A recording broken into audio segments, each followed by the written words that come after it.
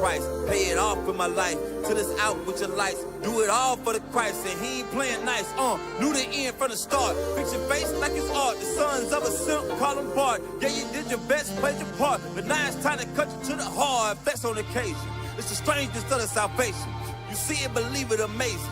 Them terrorists coming invasion since the creation. War, mine, Lord, bless the general. Greatest nation, eat them unequivocal. Bombs dropping, buddy, cause it's biblical. Start shit, now it's time to finish you. Whoa. Said he won't vote, he looking for smoke. So, we give him some more. We want the world, we breaking them down. Taking the kingdom, can't wait for the crown. We want the world, we breaking them down. Taking the kingdom, can't wait for the crown. It's the end of the world. Ain't the beginning of ours. It's the end of the world. Ain't the beginning of ours. It's the end of the world. Ain't the beginning of ours.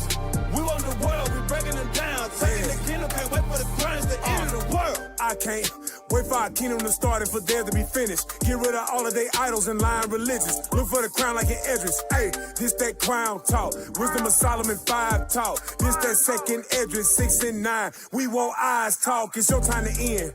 And my time again. It's our time to win. Away with the sin. You know what it is. Rejoice with my kin. See that is why we repented. Go to the streets, I can see myself in it. The city is bright, the kingdom of light. A wonderful sight past the angels, the inner light. I need 1,000 years of labor. Sit on my throne with my savior. Try to know wine, press alone. He bring pain like major. You think the nations is equal to us? TK Kirkland, who raised you? Flex on occasion, my God a racist. That's why we moving with patience. It's been a long time coming. I spent my whole life running. Now that I'm 10 toes down and established my faith on 100. Woe to the nations, my king will race them. You know they gotta be punished. Jeremiah 25. Yeah, you know they gon' fry. Whoa. Said he won't vote, he looking for smoke. So, we give him some more. We want the world, we breaking them down. Taking the kingdom, can't wait for the crown. We want the world, we breaking them down. Taking the kingdom, can't wait for the crown. It's the end of the world. Ain't the beginning of ours. It's the end of the world. Ain't the beginning of ours. It's the end of the world. Ain't the beginning of ours. We want the world, we breaking them down. Taking the kingdom, can't wait for the crown. It's the end of the world. Yeah. Yes. Back hey, where at that applause at? Where that fake applause, man? Back at it. Damn. We gonna start off like this? Yeah. Disrespectful right from the start. Man, here we go. All right. Hey, shalom, family. Most High in Christ bless y'all. Yo, Most High All right. in Christ Hey, bless. y'all see me trying to fix this microphone, right? Hey, don't look.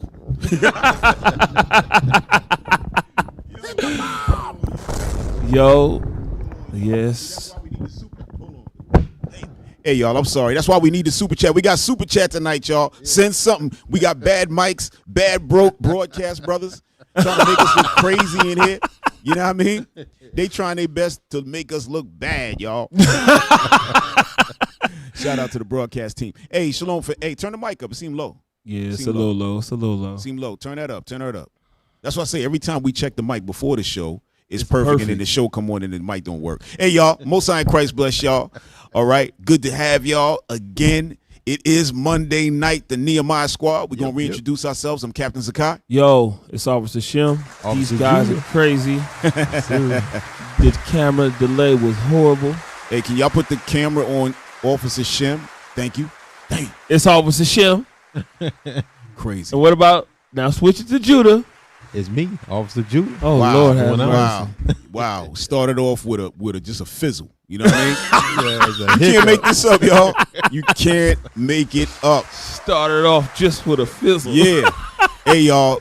You know, hit the booster. We're going to talk a Booster Club early, all right? Make sure y'all send something to the Booster Club, all right? All praises, all right? But, yo, we got the Super Chat open. Send what y'all can. This week is the Passover coming up on Thursday night, all right? We're very excited about the Passover. We love it, all right? Hey, we'll talk about it a little bit later. Get that thumbnail, all right? So we getting into it, y'all. Israel breaks the ceasefire, of course, all right? The undocumented being forced into the draft. And America threatens the Pope. Woo! Yo, how you gonna threaten the Pope? I thought that was some other people's job. They threatening the Pope. And yeah, listen, turn that mic up. Keep the mic up. I don't know why y'all keep turning it down. It's very annoying. All right. Hey, let's start with video number 11. We just gonna start here. All right. Because the nations, nobody is accepting Israel's behavior. They out of control. Yeah. All right, they out of control, and America's out of control. America's like they pit bull. You know what I mean? Israel, whatever they want. America jumping around. It don't make no sense. All right, but check this out, y'all. Yeah, that's what the scriptures say. The least of the flock gonna draw them out. That's right. He drawing them out for sure. Oh, absolutely. We're gonna grab that thing. Go ahead. Make sure the volume is up, y'all. Sound. Excellencies, I have the honor to Start read it over, the please. following joint statement on the. Ladies and gentlemen, Excellencies, I have the honor to read the following joint statement on the safety and security of peacekeepers on behalf of Algeria, Armenia, Australia, Austria, Bahrain, Bangladesh, Belgium, Brazil, Brunei Darussalam, Cambodia, People's Republic of China, Colombia, Croatia, Cyprus, Democratic Republic of the Congo, Denmark, Egypt, El Salvador, Estonia, Finland, France, Germany, Ghana, Greece, Guatemala, Hungary, Indonesia, Ireland,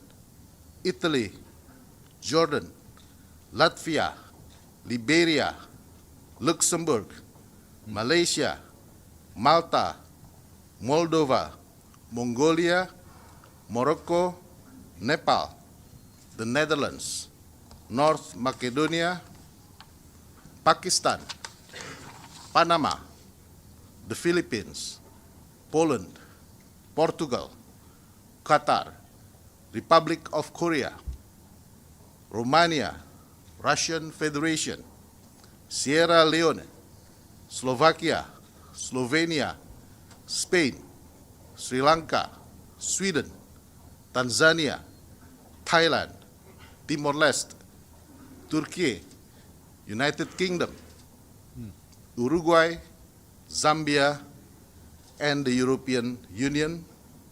And the list is, as of now, we have indication that more countries will be joining this statement.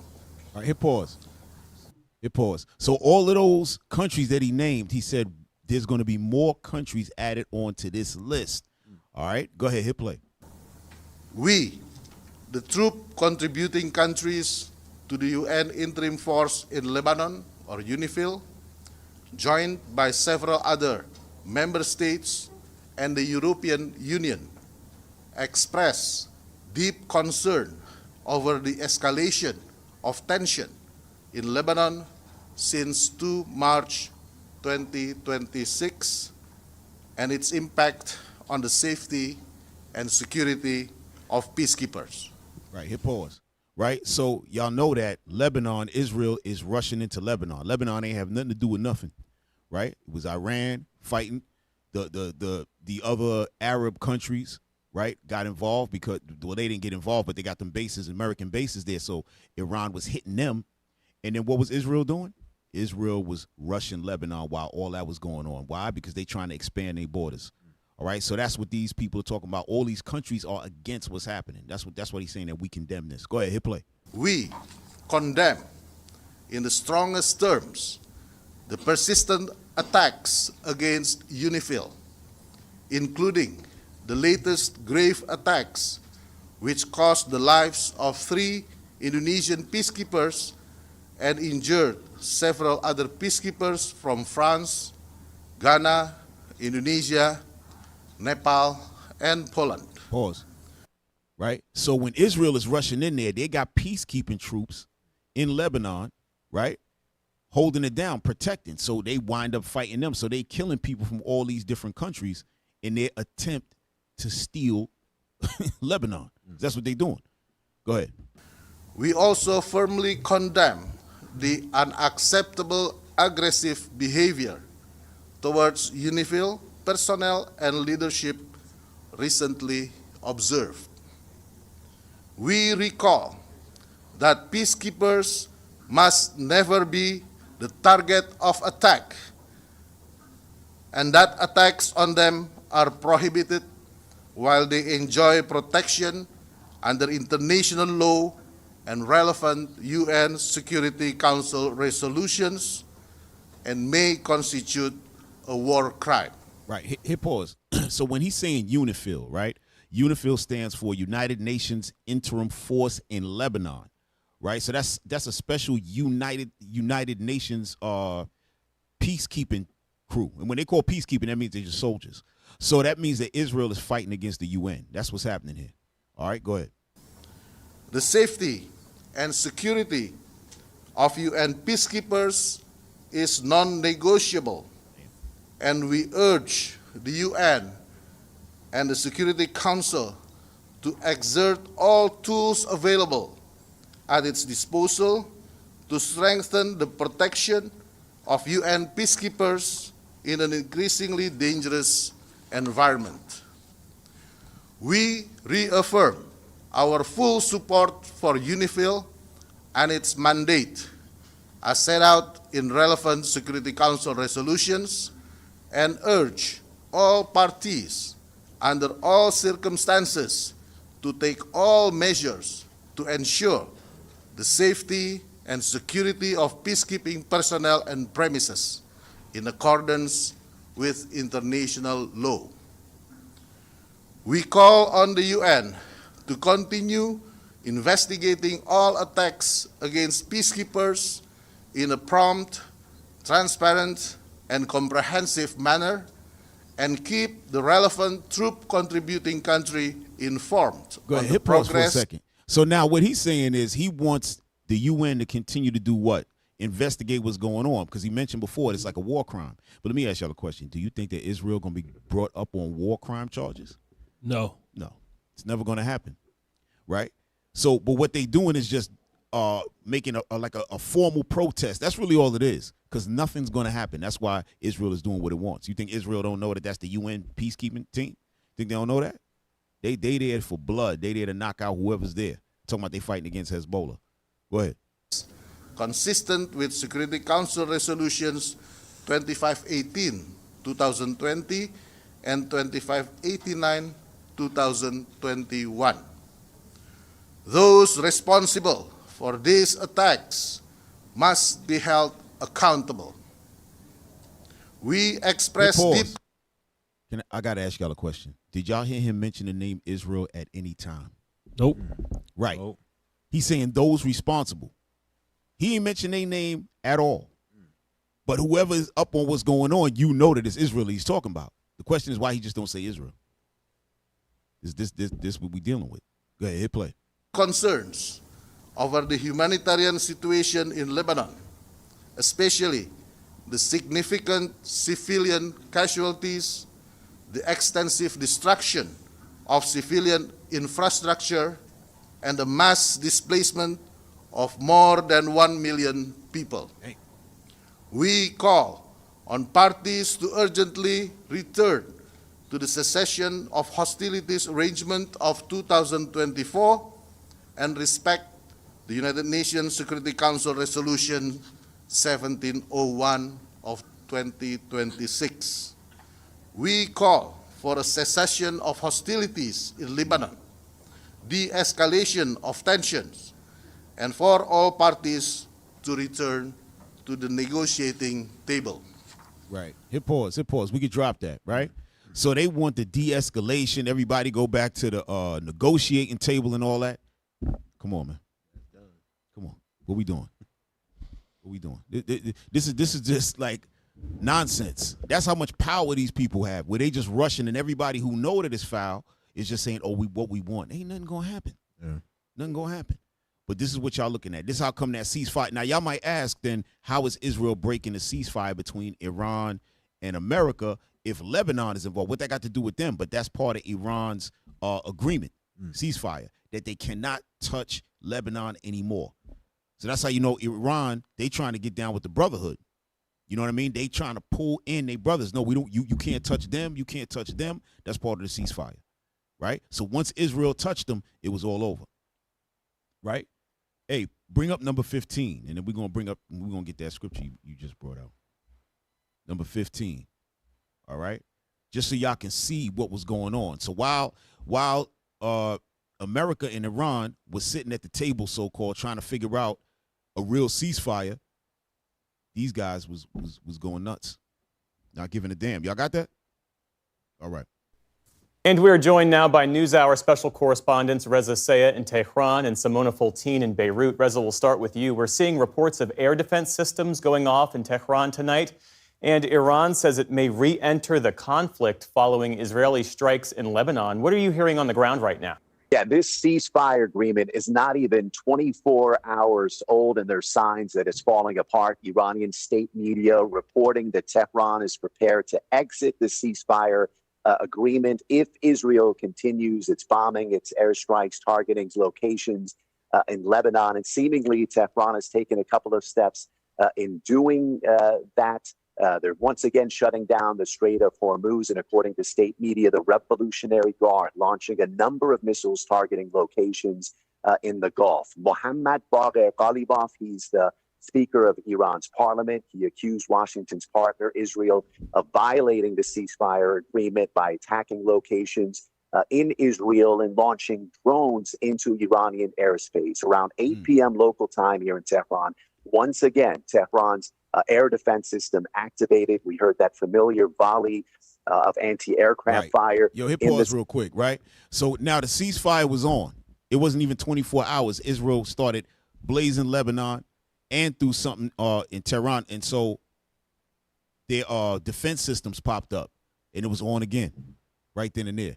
So Israel don't give it. See, the bottom line is when you see America and Israel, they talking, they lying the whole time. They lying the whole time. It's just to get them there, put their defenses down, and so America and Israel could revamp and figure out what they're going to do. But it's not. Iran is in for the fight. They in for this whole thing. Go ahead, play. Skies, usually an indication that a drone is up above. Abbas Araqchi, the foreign minister here in Iran, with a message to Washington saying the United States has a choice to either abide by the agreement or choose to continue this war through Israel. Right. And Reza, there also appears to be a major gap on the nuclear issue. President Trump says there will be no uranium enrichment. Iranian officials insist they have that right. How wide is the divide between the two sides at this point in this fragile ceasefire? Yeah, there are many gaps. These two sides haven't even sat down to begin negotiations, and there's indications that there's lots of confusion. You look at the idea of uranium enrichment, the White House explicitly saying that Iran cannot enrich uranium. That's one of Tehran's conditions. Yo, they believe. Hit pause. So one of their conditions for the ceasefire is that they have to be allowed to continue to enrich their uranium so they can make themselves a nuclear weapon. See, before the ceasefire, they was willing to give up that. But now they like, no, we never doing that. We need to be able to do this. That's the only way we doing a ceasefire. The United States is fighting that. Go ahead, hit play. That a peaceful nuclear program is their right. And you look at the Strait of Hormuz, Iran is demanding a new protocol to ensure safe passage, saying they want to charge fees for ships and tankers. No indication that Washington is going to accept that. Right. And, you know, hit pause. So now they charging $2 million per ship to come through the Strait of Hormuz. Jeez. Yeah, they said that's the toll, right? That's the toll. And it sounds like a lot, but they saying that within those ships, the ships are coming with like maybe a few $100 million worth of oil. Yeah. So $2 million ain't really a lot, right? Because they just charging a percentage of their cargo, right? And some of y'all might be in that business where you got a truck or something and you charging a percentage of what you hauling. You know what I mean? It's the same thing. So they busting them in the head. They said we want $2 million per tanker. All right, go ahead. Washington's other demands for Iran to cut ties with proxies, to curtail its ballistic missile program. Tehran's demands for the U.S. to get rid of its troops from the region and end sanctions. Right. Lots of demands, no indication of any. Hey. See, the ceasefire is crazy because Iran is coming strong too. Iran said, listen, their list of demands is y'all have to leave the region completely. No more bases in Middle East, nothing. I'm telling you, listen, this is never going to end, y'all. But this is what the scriptures talk about. Yeah, this is never going to end. Because now they're to a point to where they cannot go back to what it was before. Yeah. It can never go back, man. You know what I'm saying? Yo, y'all ever seen New Jack City? Yeah. Remember New Jack City said, "Gee, things can never be the way they was before." It can never be. You know what I'm saying? Hit play. Compromise. And Simona, based on your reporting, what more do we know about the Israeli strikes in Lebanon today and their impact? Well, this was a massive attack by Israel on Lebanon, unlike anything we've really seen over the past month or during the previous war back in 2024. There was no prior warning given by the IDF, which means that civilians... Heard that? So right at the ceasefire, Israel, this was their biggest strike in the history against Lebanon. This right here. They didn't warn them. You know, usually they supposed to warn them, hey, get your civilians out of there. We about to hit. They didn't do that. They just hit civilian areas, killing people, all that. Listen, Israel got a lot, bro. They're going to pay. Yeah. They're going to pay, bro. Yeah, Go ahead. Them dirty bastards is going to pay. That's what I'm going to say. Yeah.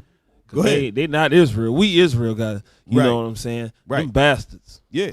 Yeah. They are. They are.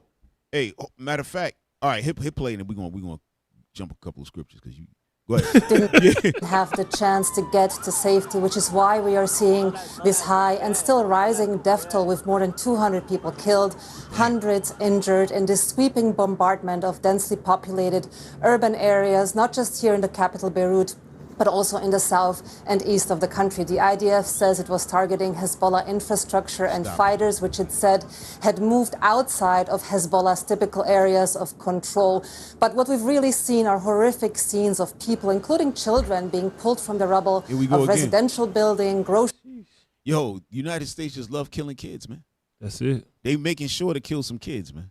No mercy. Yo, listen, I don't know where they think they're going from here. They not going to be able to have no friendship. I heard Donald Trump, I was watching something, Donald Trump talking about, yeah, you know, and in a few years, you know, we'll see if they, you know, they'll be more friendly to deal with. More friendly to deal with.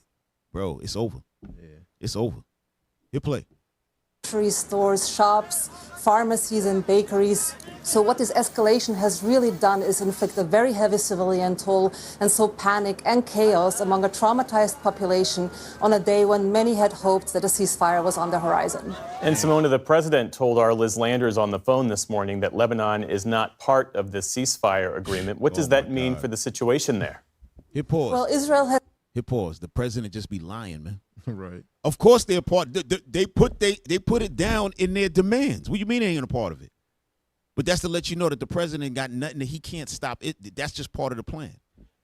They're getting their Trump and Netanyahu is getting their orders from the same person. Mm-hmm. So America really can't stop Israel from doing anything. That's not part of it. It's just two different heads on the same bird. They got orders and they carrying them out. Yes, sir. That's what's happening. All right. Yo, let's get that thing in Jeremiah 49, man. Because you brought that up. You got it? Yeah. You reading it? I'll read it. Yeah.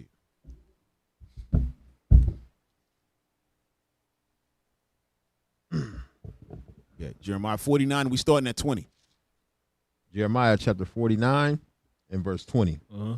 Therefore hear the counsel of the Lord, that he hath taken against Edom, and his purpose, that he hath purposed against the inhabitants of Teman. Mm-hmm. Surely the least of the flock shall draw them out. Surely he shall make their habitation desolate. Oh, read it again, my bad.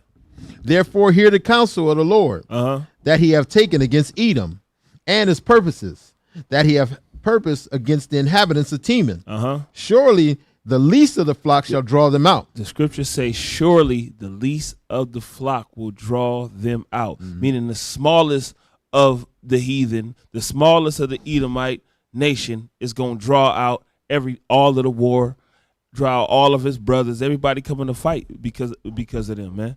Because of the idiot stuff that they doing. Bring it out. Go ahead. Is there more on that, Judah? Surely he shall make their habitation desolate with them. You see what he going at the end? He gonna make the habitation desolate. Right. Everything is gonna go to hell behind these bastards. Right. Go ahead, Cap. Yeah. Go to Zechariah 9. Because you keep calling them bastards. No, because the people might think you just being angry. Yeah, being mean. Yeah, mean spirited. You know what I mean? No, these guys are anti-Semitic. You shouldn't talk like that. Let me get Zechariah 9, man. Start at 5. The book of Zechariah, chapter 9 and verse 5. Ashkelon shall see it and fear. Right. Gaza also shall see it. Right. Gaza also shall see it. Go ahead. And be very sorrowful. And Ekron, for her expectation shall be ashamed. Right. And the king shall perish from Gaza. Right. And Ashkelon shall not be inhabited. Right. And that's all that and it's going you're gonna find out where them places at as we read down. Go ahead. And a bastard shall dwell in Ashdod. Right. A bastard shall dwell in Ashdod. Where's Ashdod? Ashdod is in the land of Israel. Why is it saying a bastard? Because the people there is not of the real line of the kings. You know what I'm saying? They're not from the line of they're not Israelites. Right. That's why I said a bastard is going to dwell there. Right. All right? Because the scriptures tell you that the Lord is the father only of the Israelites. That's it. The rest of the nations are what? They're fatherless, man. Bastards, man. Go to Luke 21:24. Wait, hold on. Before you go there, finish off 6 real quick. Because we're talking about Gaza and all of that. Watch.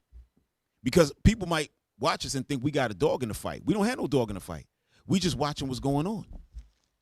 In verse 6, I'm going to tell you what it is. Go ahead. The book of Zechariah, chapter 9 and verse 6.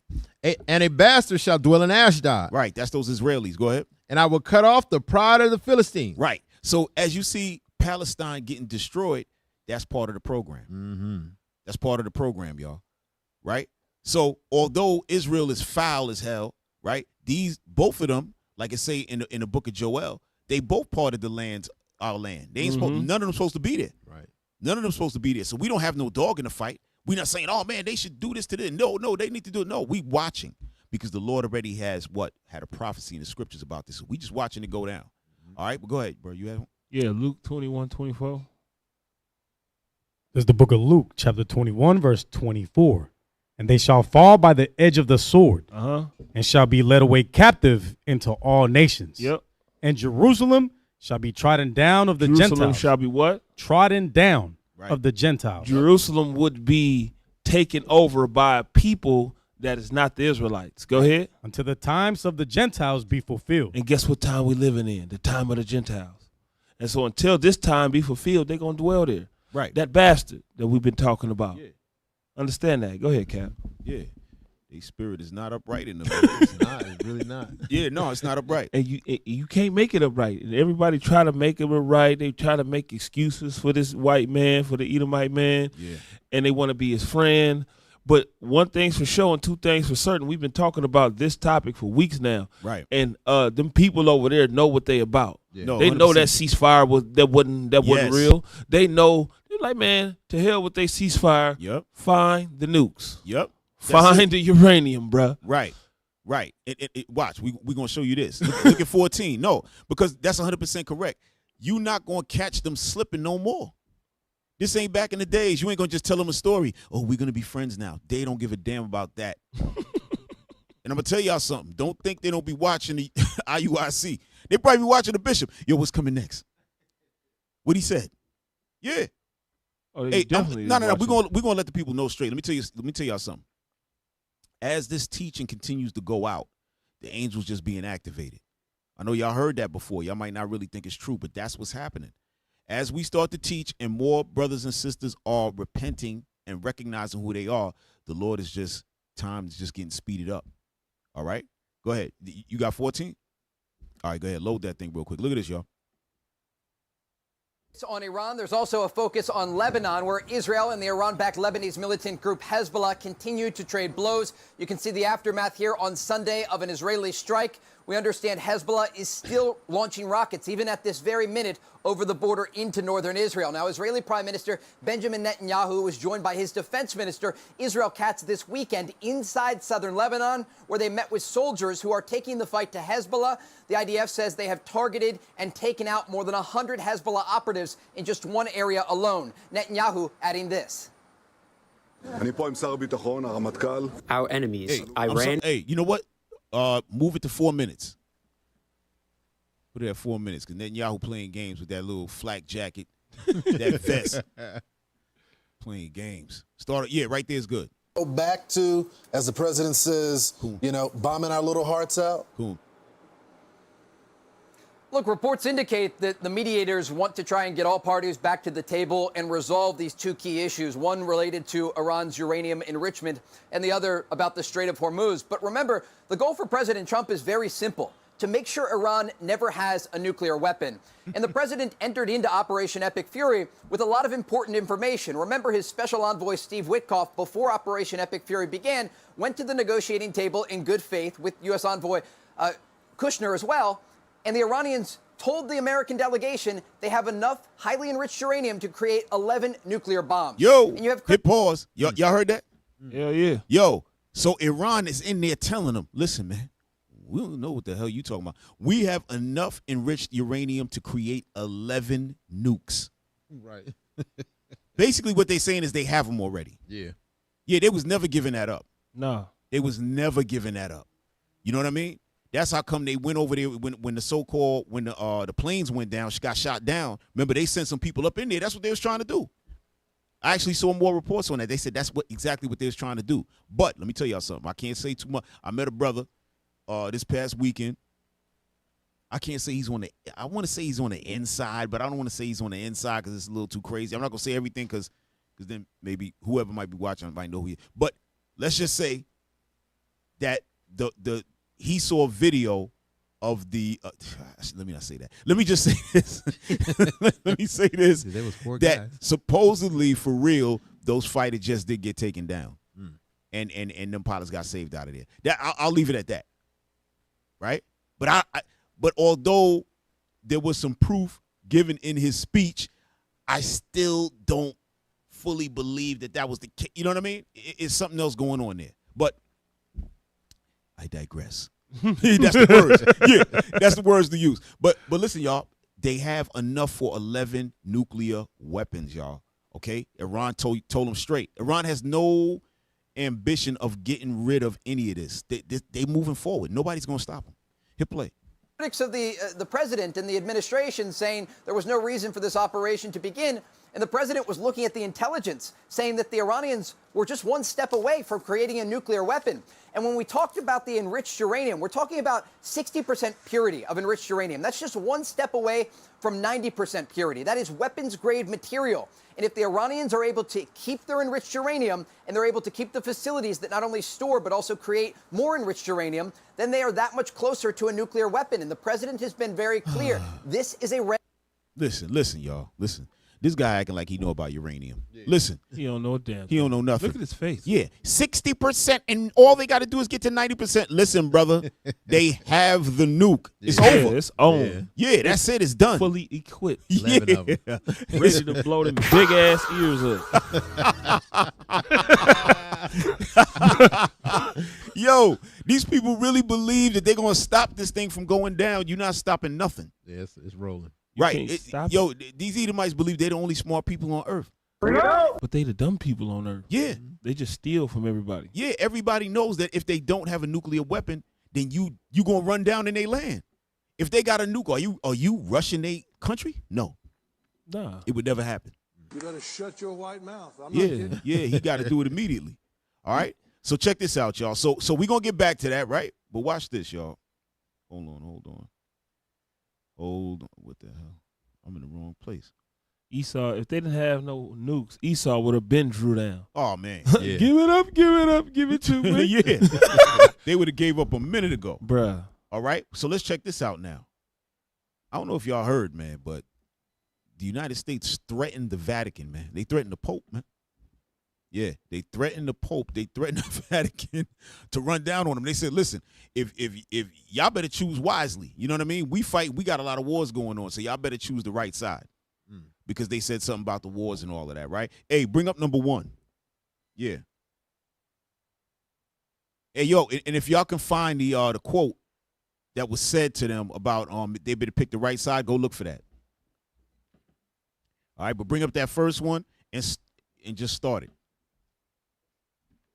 Pope Leo XIV continues to call out Donald Trump and his criminal regime. Pope Leo XIV continues to call.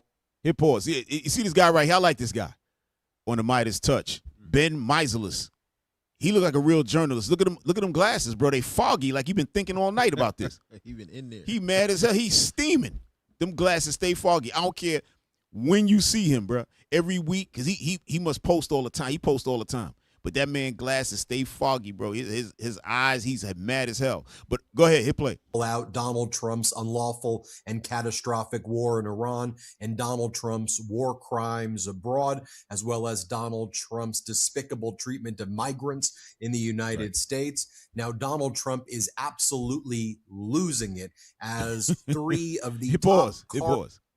Right? So the Pope is talking about all the stuff that Donald Trump is doing, right? Hey, officer, can you read that?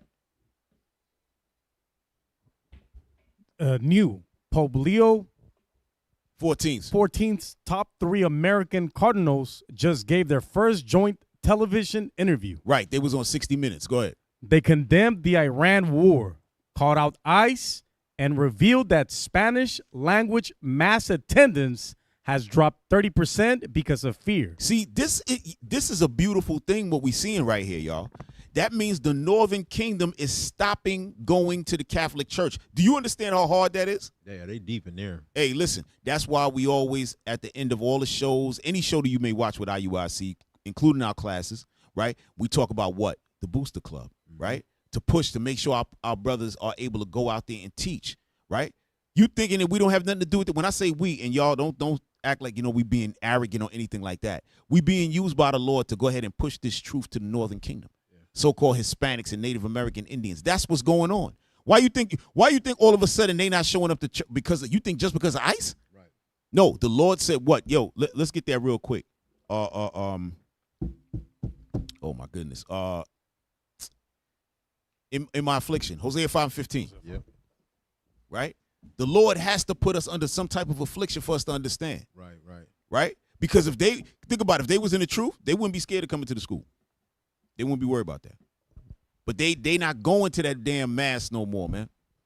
All right? They're not going to see Caesar no more because ICE is hanging out in there. All right? Back when the Jesuits and all that first went into South America and in the Caribbean and all of that, they had the Northern Kingdom sitting on a damn floor in church. They couldn't even sit on the chairs. Couldn't sit on the pews. They had to sit on the floor. And our people are still following behind that damn Caesar. But now they down 30%. That's why the Pope and them is running their mouth right now. You see, one thing about this war that you're going to find out, family, every country and everybody is being hit financially, including the Vatican. They getting hit too. And if y'all didn't know, the Vatican has their own city. It's called Vatican City. It's a literal city. Like it's a real city. It's not like just a church. No, it's a literal city with their own police and everything. All right? So now what? They're getting hit in the pocket, so now they want to talk about Trump. They mad now. Oh, 30%. 30%, that's really money they looking at. They ain't looking at they're not saving no lives. Caesar ain't saving nobody's life. All right, go ahead. Book of Hosea, chapter 5, verse 15. Go ahead. I will go and return to my place till they acknowledge their offense. Right. And seek my face. In their affliction, they will seek me early. Right. Seek his face, meaning seek the scriptures. That's what it is. In their affliction. So the Lord got to put on affliction. Go ahead, finish up that post. It's 3 of the No. Officer, read that. And they made clear.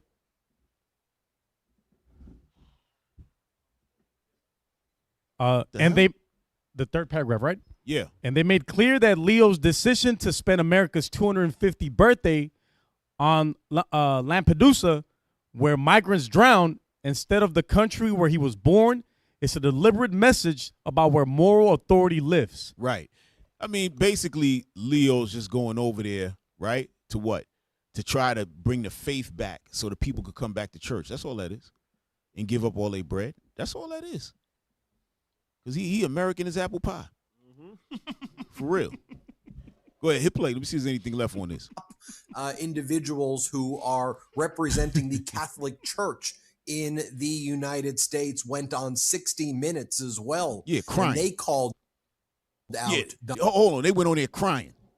Oh man, Donald Trump has ICE out here, and now the Northern Kingdom. They should have said that. The Northern Kingdom doesn't want to come back to church. That'd have been good. Yeah, Spanish. Look what they saying, Spanish language. Why they say that instead of saying our Latino or Hispanic? Why they didn't say that? Right. Spanish language mass attempt. Man, yo, these people get me sick. Go ahead, play. Donald Trump. I'll talk more about that in a moment. And to show you what Donald Trump is doing, and we'll dig into this as well, Donald Trump went on one of these like 1,000-word social media post, deranged, unhinged slop that he puts out there. Yo, hit pause. Hit pause. All right. Matter of fact, we'll get back to that. I think I got a video with Trump actually saying that. All right. So don't worry about it. Yeah. Go to 315.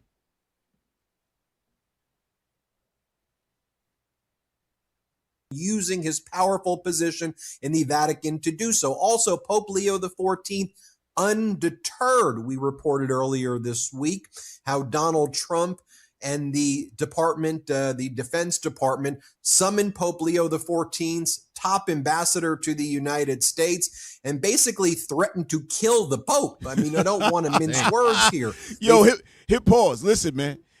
Yo, they literally told him, yo, listen, y'all better pick sides, man. Nobody playing with y'all niggas. That's what they said. Yeah. That's pretty much what they said. Go ahead, hit play. And then I'm gonna pull something up for y'all to let y'all know that America always does what they had done, what some other Edomites have done in the past, right? Because this might sound crazy that he threatened the Pope to kill him, but something like this has happened before. Go ahead, hit play. Threatened to do a, quote, Avignon papacy, right. The 14th century papacy where the Avignon papacy, right? We're going to bring that up. Hey, bring up number 2. All right, we're going to still come back to this video, all right? But number 2 is just the wiki for the Avignon papacy. Okay, that's the name of basically killing the Pope. Damn, that's what they call that move. Yeah. Yo, we laughing about it because this is unprecedented madness that we seeing from Trump, and this you're not never seeing nothing like this in American presidency. That's why you know you coming to the end. Get scroll. All right, Officer Joe. Yes, sir. The Avignon papacy was the period from 1309 to 1376, during which 7 successive popes resided in Avignon, at the time within the Kingdom of Arles, part of the Holy Roman Empire, now part of France rather than in Rome. Right. So they were in. So although it was the Roman Empire, a part of the Holy Roman Empire, they stayed in France rather than in Rome. They're going to tell you why. Go ahead.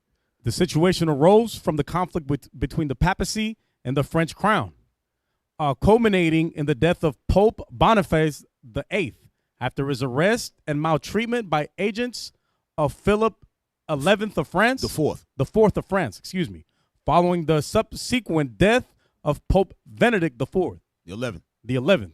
Philip pressured a deadlocked conclave to elect the Archbishop of Bordeaux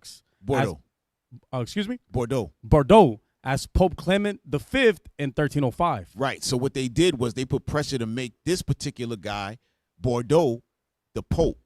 All right, go ahead.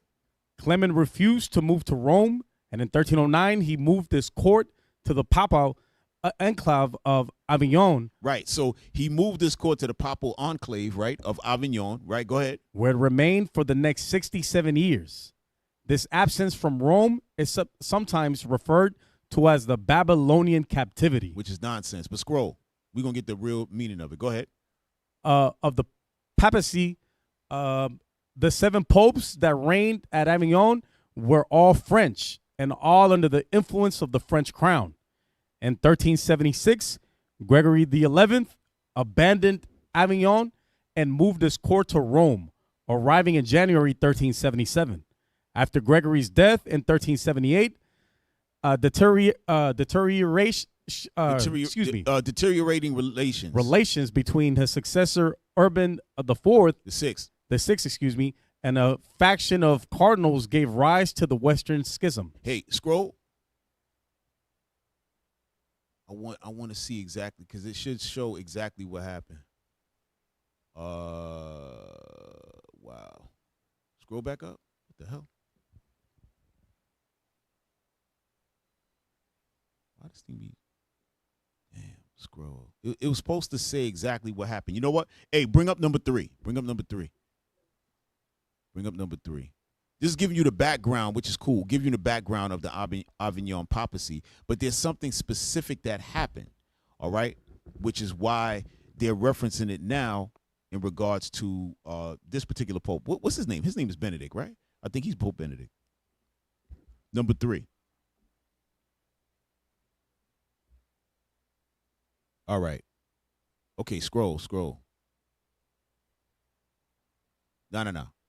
That's cool. What was the Avignon papacy? But scroll, because I want to get to the point. I want to show exactly what's what. Scroll. Okay, no. There you go. Scroll up. Scroll back up. All right. Right there, as tensions escalated. You see where that is, Officer Joe? Yes, sir. Right there. As tensions escalated, one U.S. official went so far as to invoke the Avignon papacy, the period in the 1300s when the French crown leveraged its military power to dominate the papal authority, it said. Right. So that's what happened. During that time, France had used its military to overpower the what? The church, the papal authority, meaning with the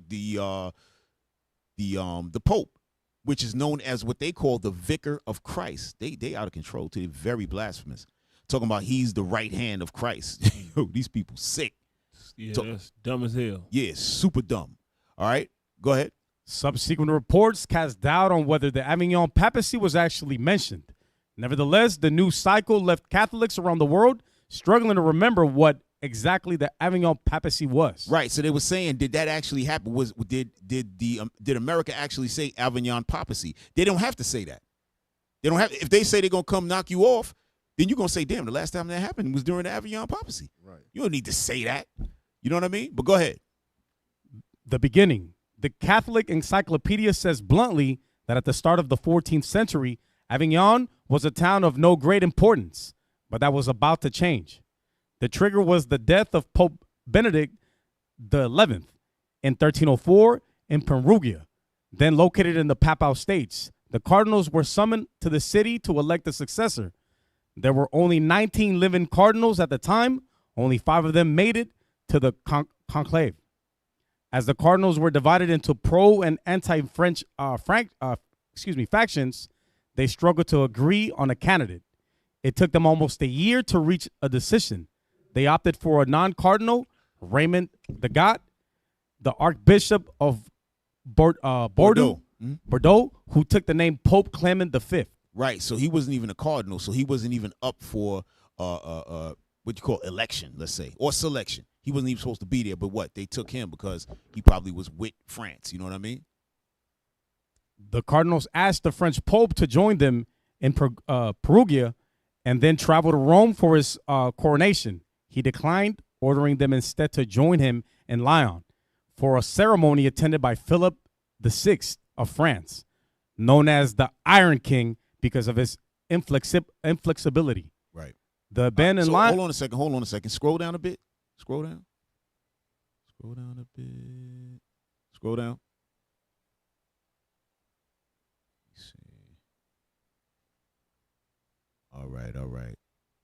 I know there was one where one of them actually literally got killed. Like they killed him. All right, we're gonna let it rock. All right, so let's go. You can leave it alone. But the point is that the Avignon papacy is that the French military took over from, let's say Vatican City. That's basically what they did. Just go in there, take over, say, yo, this is the Pope now.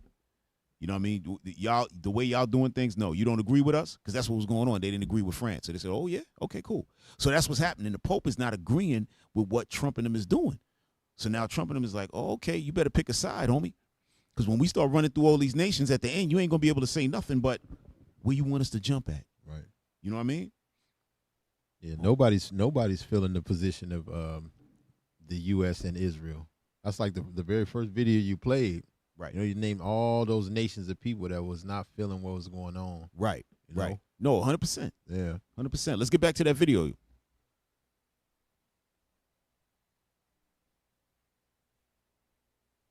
was number 1.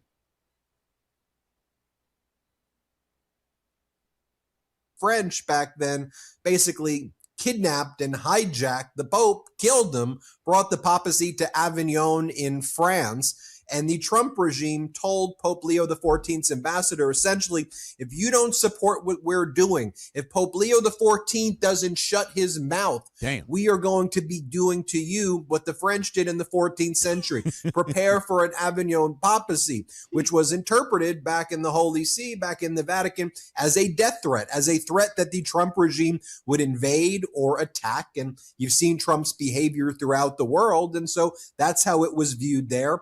But if anything, this has only made Pope Leo XIV louder and making sure to call out all of Donald Trump's behavior. Now, Pope Leo XIV's top three American cardinals. Hey, go to 648. Y'all can start like 640. All right, that's cool.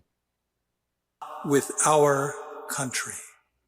Powerful, powerful words. Now, going back to Donald Trump's social media post last night, he says Pope Leo is weak on crime and terrible on foreign policy.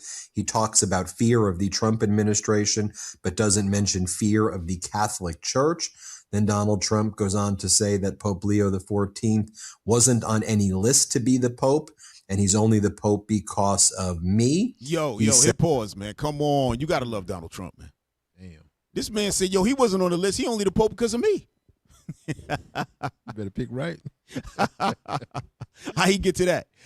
Trump is crazy as hell, man. Hit play. Says that he meets with Obama sympathizers like David Axelrod, a loser from the left, who is one of those who wanted churchgoers and clerics to be arrested. Leo should get his act together as Pope, use common sense, stop catering to the radical left, and focus on being a great pope, not a politician. It's hurting him very badly, and more importantly, it's hurting the Catholic Church, Donald J. Trump. And here's what Donald Trump said on the tarmac last night after getting back from a UFC fight where he was telling the UFC fighters how handsome and good-looking they were. Man. But you know what's crazy? Here we are in a massive war, right? He had the UFC fight with Dana White. It's crazy. Talking about, the guys, they look so good. This is great. They look great. This is great. They look great. I'm telling you, this is insane. Go ahead, play. While negotiations fell apart in Iran because the Trump regime tried to impose conditions on Iran that differed from the 10-point negotiating framework that the Trump regime agreed to. Let's play it. And they're going to go back filled up with oil. Okay? Why did you attack Pope Leo on Truth Social? I don't think he's doing a very good job. He likes crime, I guess. He hit us. Think of it. He's worried about fear. What about the fear when the ministers and the priests and all of those great people that were arrested during COVID, and in many cases they're outside 10 feet apart and they were arrested. So we don't like it. We don't like a pope that's going to say that it's okay to have a nuclear weapon. We don't want a pope that says crime is okay in our cities. I don't like it. I'm not a big fan of Pope Leo. He's a very liberal person, and he's a man that doesn't believe in stopping crime. He's a man that doesn't think that we should be toying with a country that wants a nuclear weapon so they can blow up the world. I'm not a fan of Pope Leo. I want to bring in right now someone who is a fan. Yo, he's a nut, man. Straight nut job, man. Yeah, that man said, we don't like a pope that says, we don't like him. Yo. Yo, you know what? Hit play a little bit more, because this guy right here that's about to come on is a true Catholic. I just want y'all to see a Catholic, a good Catholic. Yo, hit play. And Pope Leo, Christopher Hale, the founder of Letters from Leo, a very popular Substack regarding Pope Leo XIV. You cover the happenings of the Catholic Church, and specifically right now, the intersection of the Catholic Church asserting itself with moral and formal authority in these moments of Trump fascism and Trump attack on basic dignity and decency. You helped us break down last week the death threats on Pope Leo XIV. That video that you and I did on YouTube has got close to 2 million views already. So it's reaching a very big audience, Christopher. So talk to us about what you're seeing here now. Just to give you a quick background on Christopher as well. He did Catholic outreach in the Obama administration. You see how when it comes to the presidency, they always talk about the Catholic outreach, Catholic this, Catholic that. That's how come when y'all see the movies, you notice in the movies every time they got a priest, it's always Catholic. Yeah. Whether it's the horror movie, whatever, it's always somebody running around with the white collar. Yep. Right? So at first I used to think, well, maybe they just doing that just so you know that the person is a priest. But it's deeper than that. The whole Catholic Church trash garbage is down with the government. Period. That's what it is. All right? Go ahead. For lots of different kind of top websites and magazines. Hold on, hit pause. The Catholic Church is a cult. I just want to say that. Hit play. The Catholic Church, and your Substack is just crushing it right now. So talk to us about what you're hearing about all of this. This is the most extraordinary moment in the history between the Catholic Church in the United States and this nation's government. It's been an extraordinary week.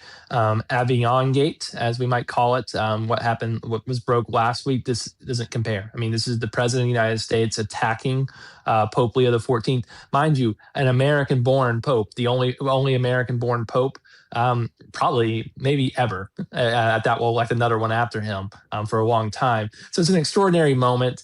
The latest that we have heard is that Pope Leo was made aware of this early. Let's drop it. It was another part in there when he was going into the whole thing, talking about the Trinity and the greatness of the Pope. It was crazy. I wanted y'all to hear it, but we ain't got time to be sitting through his nutty professor behavior. You know what I mean? Give me number 4. Wait, hold on. Did y'all see the when Trump had the the post where he was Christ? I seen a picture of it, but I didn't see too much detail on it. Yo, bring that up real quick. I thought I had it. I don't know what. I don't think I put it in the thing. I just seen it. Yeah. But y'all find that.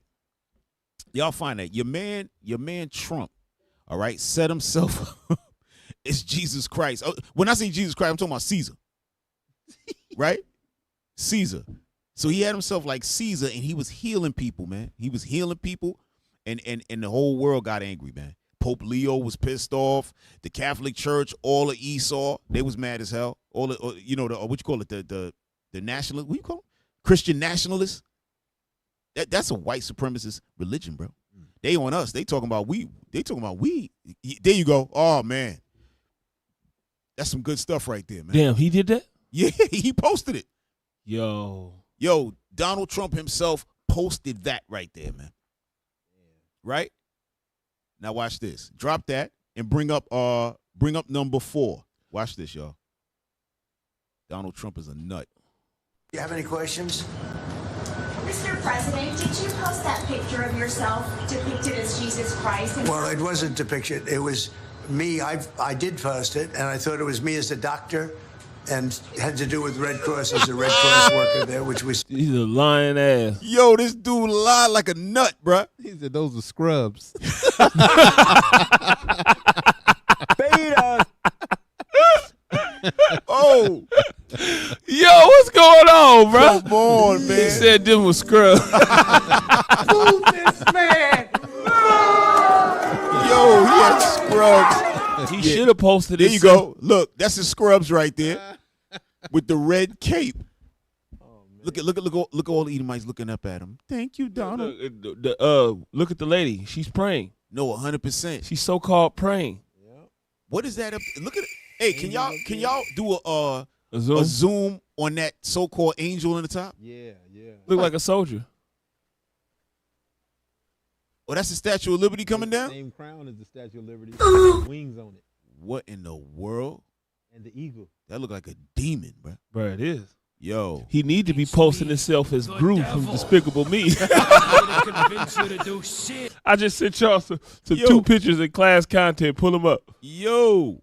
And the eagle, of course. Yo, you can't make it up. You can't make it up, man. We all right. Hey, finish that up and then put the pictures up. Let him finish his madness, man. Finish his. Support And only the fake news could come up with that one. So I just heard about it, and I said, how did they come up with that? It's supposed to be me as a doctor making people better, and I do make people better. With his magic healing powers. Yo, you gotta love this guy, man. This man said, yo, it's supposed to be me as a doctor making people better, and I do make people feel better. He's a nut. Hey, put that stuff up. He let all the criminals out. That's who he make feel better. Yo, for real, he be letting out them hustlers like it ain't nothing. Yeah. All them New York guys probably like, yo, man, Trump is the man. Yeah. All of them hustlers got released by Donald Trump. That's who he made feel better. Yeah. Y'all got them pictures? This what he need to be posting himself as. Yeah. Yo, come on. Go to the other one. That's insane. Come on, man. Yo, Donald is a wild boy, man. Watch this. Look at him. Oh, man. Yeah. That's what he needed to be. Little minions. Posting himself as. He's funny as hell. Hey, bring up number crazy 5, y'all. Ass dude, man. Yeah, he's crazy as hell, bro. Arrogance, man. The arrogance of this dude is crazy. Oh, man. It's a beautiful thing to watch it. Yeah, the pride of thine heart has deceived it. Yeah, hell yeah. Hell yeah. Y'all got number 5? Watch this, y'all. This is funny, too. Go ahead. Policies. He praises you. Robert Barron supports you and your policies. He praises you for defending religious freedom. Yeah. He now says you owe Pope Leo an apology. Will you apologize? No, I don't, because Pope Leo said things that are wrong. He was very much against what I'm doing with regard to Iran, and you cannot have a nuclear Iran. Pope Leo would not be happy with the end result. You have hundreds of millions of people dead, and it's not going to happen. So I can't. I think he's very weak on crime and other things. So I'm not. I mean, he went public. I'm just responding to Pope Leo. And you know, his brother is a big MAGA person, and he's a great guy, Louis. And I said I like Louis better than I like the Pope. You have to have law and order in our country, and that's what we have now. We have the lowest crime numbers we've had in a long time, despite the fact that many criminals were allowed into our country. But we've gotten a lot of them out. We've done a great job on crime. So we have the lowest murder rate in 125 years, since 1900, the lowest murder rate. So we believe strongly in law and order, and he seemed to have a problem with that, so there's nothing to apologize for. He's wrong. And the other thing is he didn't like what we're doing with respect to Iran, but Iran is wants to be a nuclear nation so they can exterminate the world. Not going to happen. Yeah. He knows what it is. Hey, bring up that video. I think I numbered it wrong, but it's the one right underneath it. It says ex-diplomat ranks U.S. Vatican tensions. It says number 6 with the hand pointing up, but I numbered it wrong. But y'all see that? That man said, I'm not apologizing to the Pope. Listen, this man said, I'm the president of the entire world. He don't give a damn about nothing. Top seat. Yeah. Top seat. No, for real. For real. And the dragon gave him his power. Yeah. Yeah. They don't bow down to the Pope. They're like, Pope, you under us. Yeah. Yeah. He know the Pope fake. He know everything that the Pope claim is not real. Like, we know you ain't Christ's right hand. No. Hell, he even put himself as Christ. So if you my right hand, shut the hell up. That's what he said. Shut your Right. Man. Yo, that's funny as hell. He like, yeah, bruh. You the vicar of Christ? I'm Christ. Yeah, man. Give me that thing in 2 Thessalonians, man, while we wait. For real. They're really exercising their power. I'm telling you, you got to believe these scriptures. If you don't believe the scriptures, I don't know what to tell you. Let me get 2 Thessalonians 2 and 4. Starting 3. The book of 2 Thessalonians, chapter 2 and verse 3. Let no man deceive you by any means. For that day shall not come, except there come a falling away first. Right. And that man of sin be revealed. That man of sin must be revealed. He's being revealed. If y'all can't see it, then I don't know what to tell you. Go ahead. The son of perdition. The son of destruction. Go ahead. Who opposeth and exalted himself above all that is called God. This man exalting himself above what is called God. Y'all got to see that, right? Because they of the mind that Caesar is really Christ. He said, to hell with that. It's me who's doing the healing, right? Go ahead. Or that is worship. So that he, as God, sitteth in the temple of God, showing himself that he is God. Outside of Esau, who's doing things like this? Nobody. This is them. This is them, y'all. All right? Go ahead. Bring that thing up.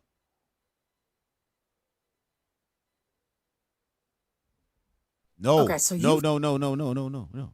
I just said the one right behind the other one. I just told you the ex-diplomat ranks U.S. Vatican. I literally said that. All right? Yeah, y'all got to start listening back there, man. We just jumped into read some scriptures, and they still got it all twisted. We got to wait some more. Hey, y'all. All right, go ahead.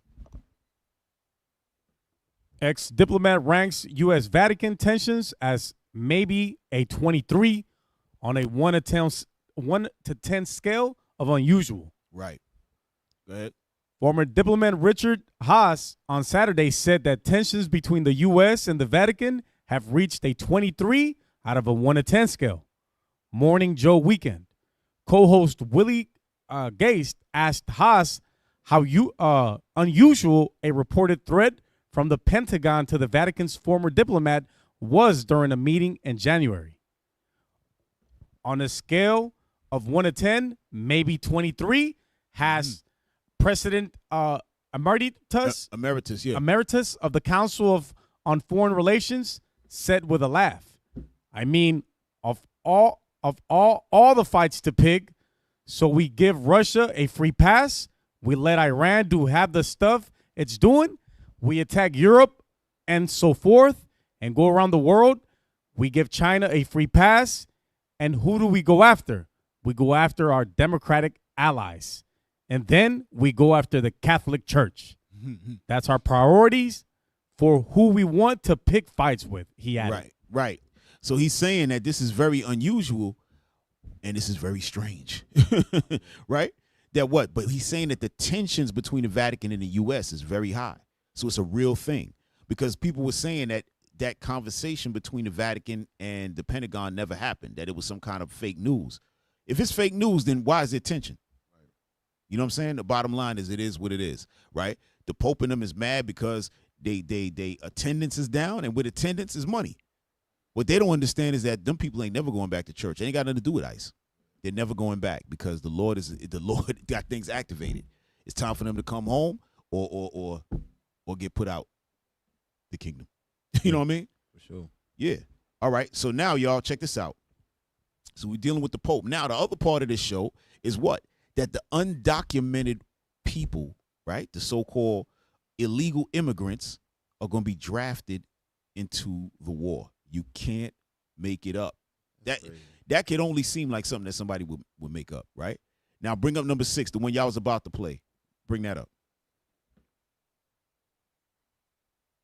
Automatic registration for the U.S. military. Okay, so you've heard that automatic registration for the U.S. military draft is about to begin in December, right? And that in and of itself is crazy, but do you want to know what the craziest thing is of all? So this draft applies to almost all male U.S. citizens and male immigrants who are 18 through 25. They are all required to register with Selective Service, or they'll be automatically registered now. But do you realize who's included in that? All U.S. immigrants. This includes U.S.-born and naturalized citizens, parolees, undocumented immigrants, legal permanent residents, asylum seekers, refugees, the people that ICE is hunting down and throwing in concentration camps right now, and then deporting to other countries, often countries where they can be killed. So the same people that we are right now treating with an inhumanity that will go down in the history books, we expect them to go and fight and die for us. We're not even giving them an option. They're going to be registered automatically. Right.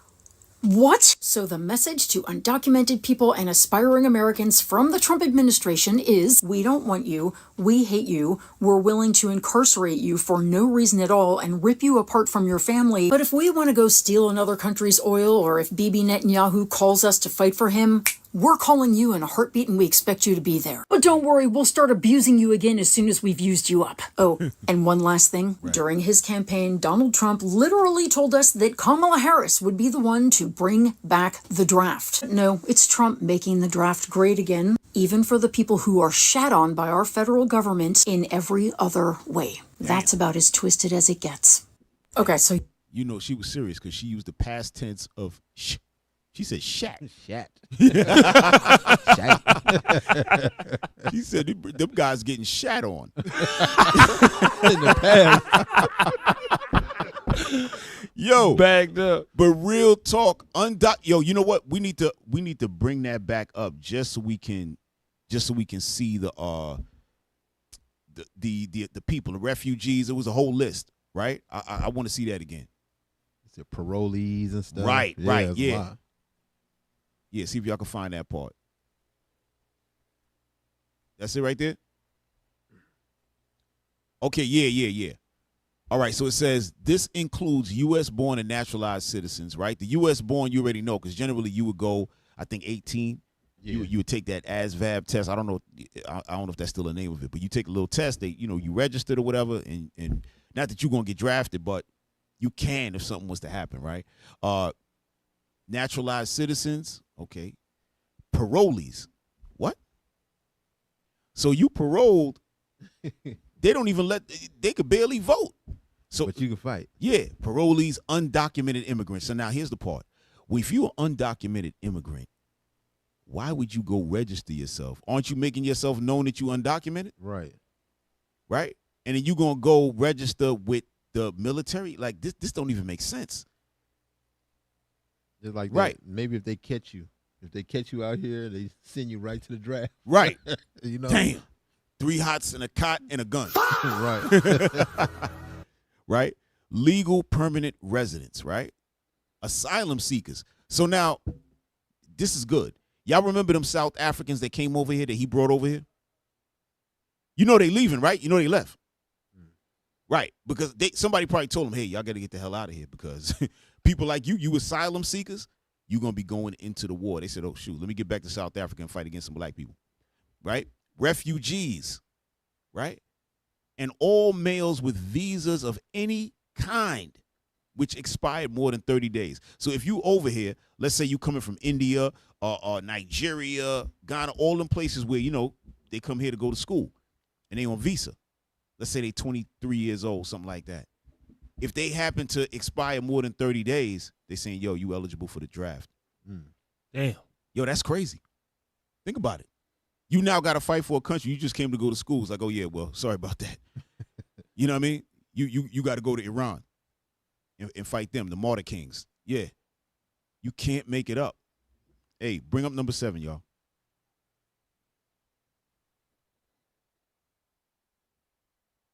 Bring up number 7. This is crazy, man. This is crazy. This is the United States. Listen, y'all, it's only going to get crazier, y'all. All right? Go ahead. This is Democracy Now!, democracynow.org. I'm Amy Goodman. The federal government's preparing to begin automatically registering eligible U.S. men ages 18 to 26 for the military draft pool. The U.S. hasn't had a draft since 1973, but it still maintains a registry of eligible men in case the draft is restored. The new rules around automatic military draft registration were tucked into the 2026 National Defense Authorization Act. In early March, White House Press Secretary Carolyn Leavitt did not rule out President Trump reinstating the draft itself. She was questioned by Fox News host Maria Bartiromo. Mothers out there are worried that we're going to have a draft, that they're going to see their sons get in and daughters get involved in this. What do you want to say about the president's plans for troops on the ground? As we know, it's been largely an air campaign up until now. It has been, and it will continue to be, and President Trump wisely does not remove options off of the table. We're joined now by Edward Hasbrook, organizer with the Anti-Draft Coalition, which opposes the plan for automatic registrations, calling for repeal of the Military Selective Service Act. Editor and publisher of Resistors.info. He is a member of the War Resisters League and the Military Law Task Force of the National Lawyers Guild. His recent piece for Responsible Statecraft is headlined, "Even if Team Trump wanted a military draft would be a fiasco," unquote. In the 1980s, Hasbrook publicly refused to register for the draft and spent 6 months in prison. Can you talk? Yo, pause. I remember back in the days when the United States was first getting ready to start, jumping into that situation in the Middle East. I remember everybody around the way was like, hey, listen, man, I'm going to jail. Yeah. I'm doing a Muhammad sure. Ali. They said Kuwait. That's what they're saying. Kuwait could wait. You know what I'm saying? Listen, people ain't trying to run up in there, man. No, they ain't doing that. Hey, we could drop this. But homeboy, he went and sat up in the prison for 5 months. I feel it. 5-6 months. But there wasn't even nothing going on in the 80s. He just refused. He said, "The hell with this," you know. But hold on, I think I got one more I want to bring out on that. But yeah, you listen. Bring up. Let me see number 9 real quick. A little bit different information on that. Oh yeah. Bring up number 9. Go ahead. Starting in December, all men between the ages of 18 and 25 will be automatically registered for the military draft. They'll be added into the Selective Service System. That's the independent government agency that keeps a list of all eligible Americans. For decades, the majority of men would register themselves or face a felony. Congress tucked the rule change into a bipartisan defense bill that President Trump signed into law late last year. It comes as enrollment has slipped in recent years, even as worries about conflicts with nations like China and Russia have grown. Right. There has not been a military.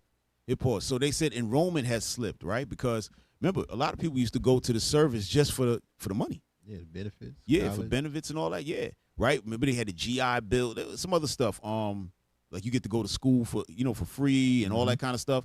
But now, people making money on the internet, podcasts. Yeah. Selling stuff. Yeah. These kids is barely wanting to play sports. You think they really trying to get in the army? Nah, they ain't trying to do none of that, bro. Everybody trying to chill. This is the soft era. You know what I mean? These dudes are scared to talk to women now. Yeah. They got to talk to them via the internet. When they see them, they just stare at them. Robot status. Right. You know what I mean? Right, Jarrell? All them young cats, man, you talk to them and they just be staring like they don't know about interaction with humans, man. And you expect them to go in there and do what? Fight what? Come on, man. It's crazy. Go ahead, hit play. Draft since the Vietnam War. Starting in December. Right. Hey, bring up Nehemiah. Let me get Nehemiah chapter 9, verse 37, man. Nehemiah 9:37. The book of Nehemiah, chapter 9, verse 37. And it yieldeth much increase unto the kings whom thou hast set over us because of our sins. Right. Go ahead. Also, they have dominion over our bodies. They have dominion over our bodies. That's what happens, right? Because we here in Babylon, they got power over our bodies, man. They can do stuff like that. Now, all of a sudden, you up in a war, something that you don't want to be involved in. This is what's happening, man. Go ahead, y'all. And over our cattle at their pleasure. Yeah, we take that. You know that? What's the sniper dude name? That be I forgot his name. Oh yeah. I forgot his name. Damn. Nick dude? Irvin. Yeah, Nick Irvin. I seen a short of him. He was talking about rumors that they was gonna increase the draft age to 42. Oh yeah. You know what I'm saying? Yes. So that's crazy. That would be because of the enlistment has dropped. That's right. But think about it. You might as well. The 42-year-olds is probably going to be way tougher than the young guys these days. Absolutely. You know what I mean? So they say, yo, put that thing at 42, man. At least they remember. How to fight. He didn't have a scuffle. Right. For real. Right. They ain't talking to each other. No. Emoji. Bad emoji. Devil emoji. And lightning emoji. Send. He's serious. Yeah, there you go right there, Nick Irvin. Yo, Nick, when you going to come on the show, bro? Yeah, we need that, brother. Yeah, we need him on the show, bro.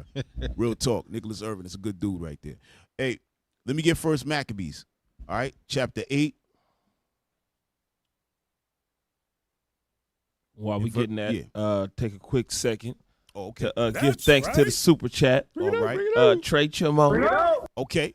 1999. All right. Been real consistent. Shout out Trey, man. Yeah, for real. All praises. Thank you, Jamil Judah Israel. Yeah. $2. $2. All praises. Jamil Judah.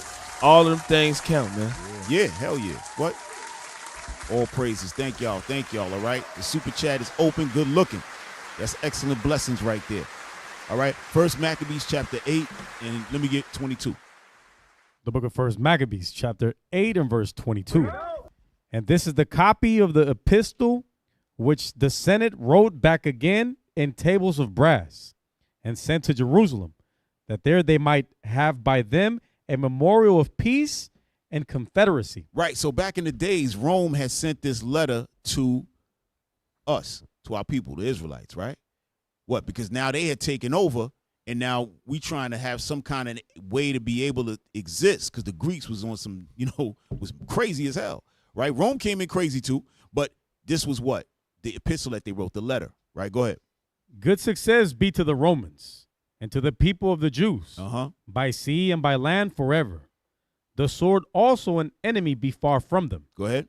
If there come first any war upon the Romans or any of their confederates throughout all their dominion. Right. So Rome is now proposing this to Israel, saying if any war, anything comes upon us, go ahead. The people of the Jews shall help them. Right. The people of the Jews, meaning y'all Israelites, y'all got to come hold us down. Y'all got to help us, right? This is what you see Donald Trump saying to them other nations, right? In NATO. See, the thing about NATO is if you're attacked, then they're going to jump in. Yeah. But if you the one that set it off and created the drama, then they have the option of saying, no, we ain't playing with you. Yeah. Right? But go ahead, read on. As the time shall be appointed with all their heart. Right. Neither shall they give anything unto them that make war upon them, or aid them with victuals. Right, meaning that you can't aid our enemies. Right? You can't aid out. You can't give them no food if they come through. But look what Iran was doing. Iran was like, yo, we cool. Y'all are brothers, but you aiding America? You got a base there and they launching? No, we got to touch you. Yeah. Right? But go ahead. Weapons, money, right, or ships, as it hath seemed good unto the Romans. But they shall keep their covenants without taking anything therefore. Go ahead. In the same manner also, if war come first upon the nation of the Jews, the Romans shall help them with all their heart, according as the time shall be appointed them. Right. So they're saying, and if y'all got some issues, then we going to rush in there and hold you down. But ain't nobody was going to have problems because Rome was controlling the whole world at this time. Right. Exactly. Yeah, they would call the Roman Empire for a reason. There was nobody not underneath their control. Right? That's it. We could leave it there. But based on that, if you read the rest, then Israel had that covenant with Rome. But when you keep reading on, obviously that ain't really hold up. It didn't amount to much. Yeah, right. As always, It was short-lived. Right. We got shat on. They broke another. They got shat on. They broke another. They got shat on. Another covenant broken. Yeah, man. That's for what real. they do. For real. And that's what these other nations is looking at. They looking at the track record and the history of these people, man. Oh, yeah. In nature. Talk a good one, but yeah, that talk is real cheap, man. Yeah, it's super cheap. Yeah, it benefits them. Any war pop off, y'all there to help, but y'all not getting into nothing. So that's how they built earlier in the chapter say who they helped. Right. You know what I'm saying? Who they helped to a seat of power. Yes. Yep. Hey, bring up number 13. Right? Because during that time of the so-called ceasefire, right? Now, remember, you had Saudi Arabia, or what's known as the United Arab Emirates. Those are the allies of America, right? And nobody really heard about this. I was kind of shocked when I seen it. When I first seen the report, I said, it was only one guy talking about it. I saw a little thing. I read it. I said, nah, this might not even be for real. But I did a little further searches on it, and this thing was buried. But the UAE actually attacked Iran. They hit up. Yeah. They threw something back. Go to number 13, y'all, and bring that up.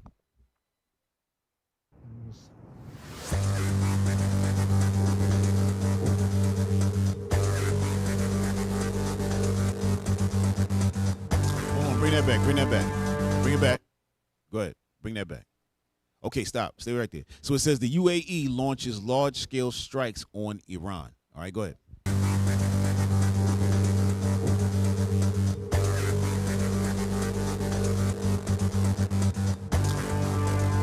Air Force targets key energy infrastructure. Right. Go ahead. So now hold on, but see, remember Trump has said that he was going to hit their bridges and their infrastructure where the energy is at, right? Yeah. But then they wound up not doing it. But look who's doing it. So they still doing it. You know what I mean? Go ahead.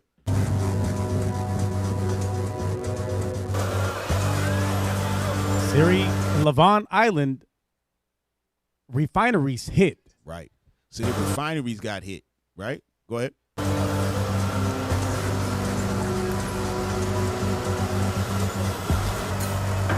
Iran's oil network comes under fire. Mm-hmm.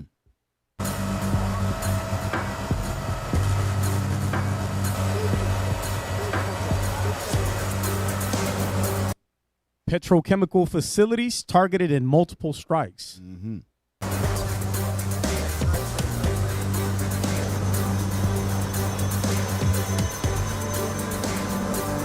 Precision hits across Persian Gulf region.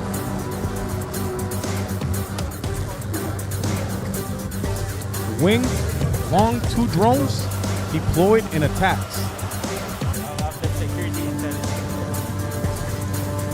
Armed UAVs lead initial strike waves.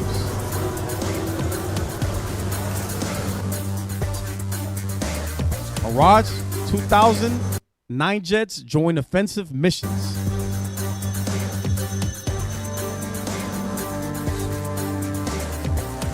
Fighter aircraft deliver follow-up strikes.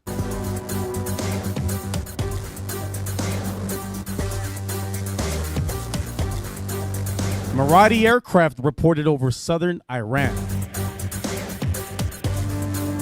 Hey, y'all, and trust me, they getting forced to do this. You know the United States putting pressure on them to do this. They probably saying, yo, you got to hold up something, man. You got to do something. Bust your gun, bro. Yeah.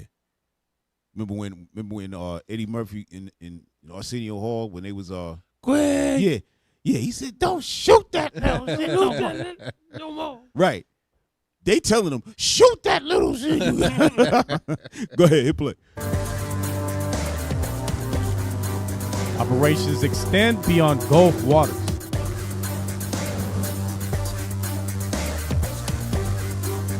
Iran's energy backbone under direct assault. Right. And this was never, I'm telling you, they didn't really talk about this. When you watch the major news and things like that, they're not talking about this. But this is what he said he was not going to do. But he's actually doing it through the arm of the UAE, which is really America, because they have their weapons. Go ahead. Strikes aim at economic core. Right. So why are they saying that? Because in our next clips, when we about to bring up, right, because we still got to talk about Donald Trump and his blockade and what he's doing now that the ceasefire and they can't come to a resolution. It's some other stuff the United States is doing now. But what they found out is that Iran is not making all their money off of oil. That's not really, because they not running all their oil through the Strait of Hormuz. They doing stuff on land as well. They got truckers and all kind of stuff sending stuff. So they making money in many different ways. So that's why they doing this now. They trying to hit them economically in their country so it can make them, give up the straits. Go ahead.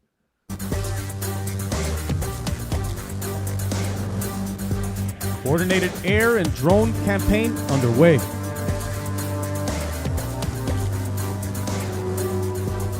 Multi-layered attack strategy in play.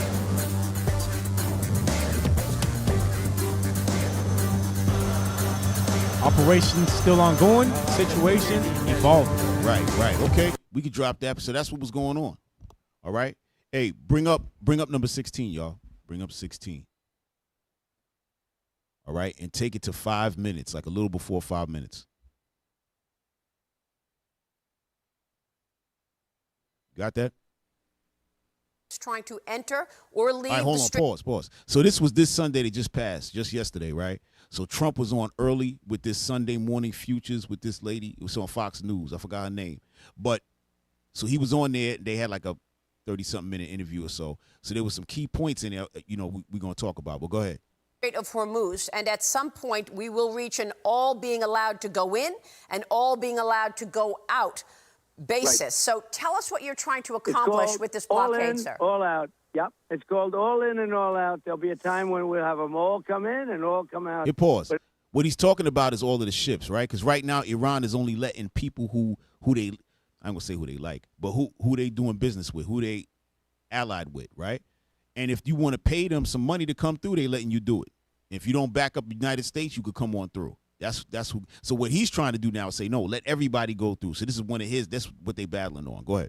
It won't be a percentage. It won't be a friend of yours like Oh, hold on. I'm sorry. I got to add this. So United States now has created a blockade in front of the Strait of Hormuz. Now, you might say, I thought they wanted open. But now they blocking it. And what they saying is anybody who comes through there, they hitting them. If you got business with Iran, they hitting you. They either telling you to turn around, and if you don't want to turn around, they hitting them. They hitting you with the missiles. That's what they said. Go ahead. That's your ally or a country that's your friend. It's all or nothing, and that won't be in too long a distance. No, we're just bringing the ships up. We got a lot of ships, so we're bringing them up. We think that numerous countries are going to be helping us with this also, but we're putting on a complete blockade. We're not going to let Iran make money on selling oil to people that they like and not people that they don't like or whatever it is. It's going to be all or none, and that's the way it is. And it'll be you saw what we did with Venezuela.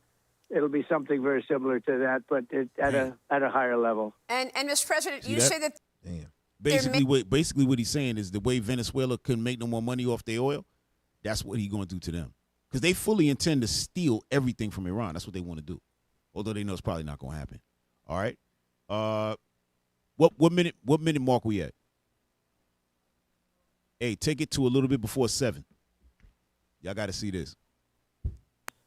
Their defensive program is all knocked out. They don't have anything. And you know the sad part is, and I can't say this is for you, we knocked out everything, including their leaders. Their military is gone. Everything's gone. Their missiles are down to a trickle by comparison. You know, we knocked out thousands of missiles. We knocked out hundreds of places where the missiles are built, different parts.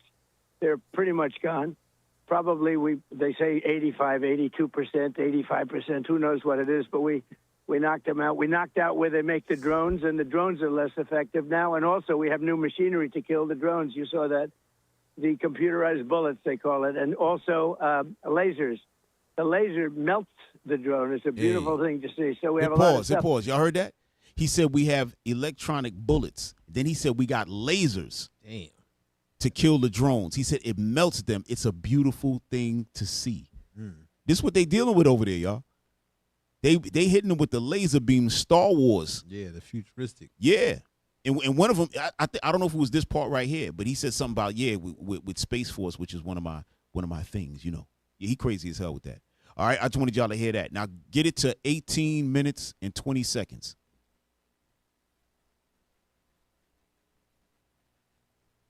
And everybody sees it, whether it's Venezuela or what we've done with Iran. And when I read, the fake news talking about how well Iran's doing, they're not doing well at all. They're getting killed. I could take out Iran in one day.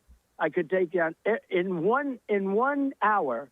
Whoa. Whoa. Hey. Wait a minute. I knew that was going to wake y'all up. You see that? Come on. I knew that was going to wake y'all up. Jesus, man. I'm telling you, bro. Think he the Lord, man. No, let's get that scripture, man. Let's get that. The man said that he could take out Iran in 1 day. No, 1 hour. But the Lord said he going to take them out in 1 hour. Yep. I'm telling you, this whole thing is spiritual. This is another level.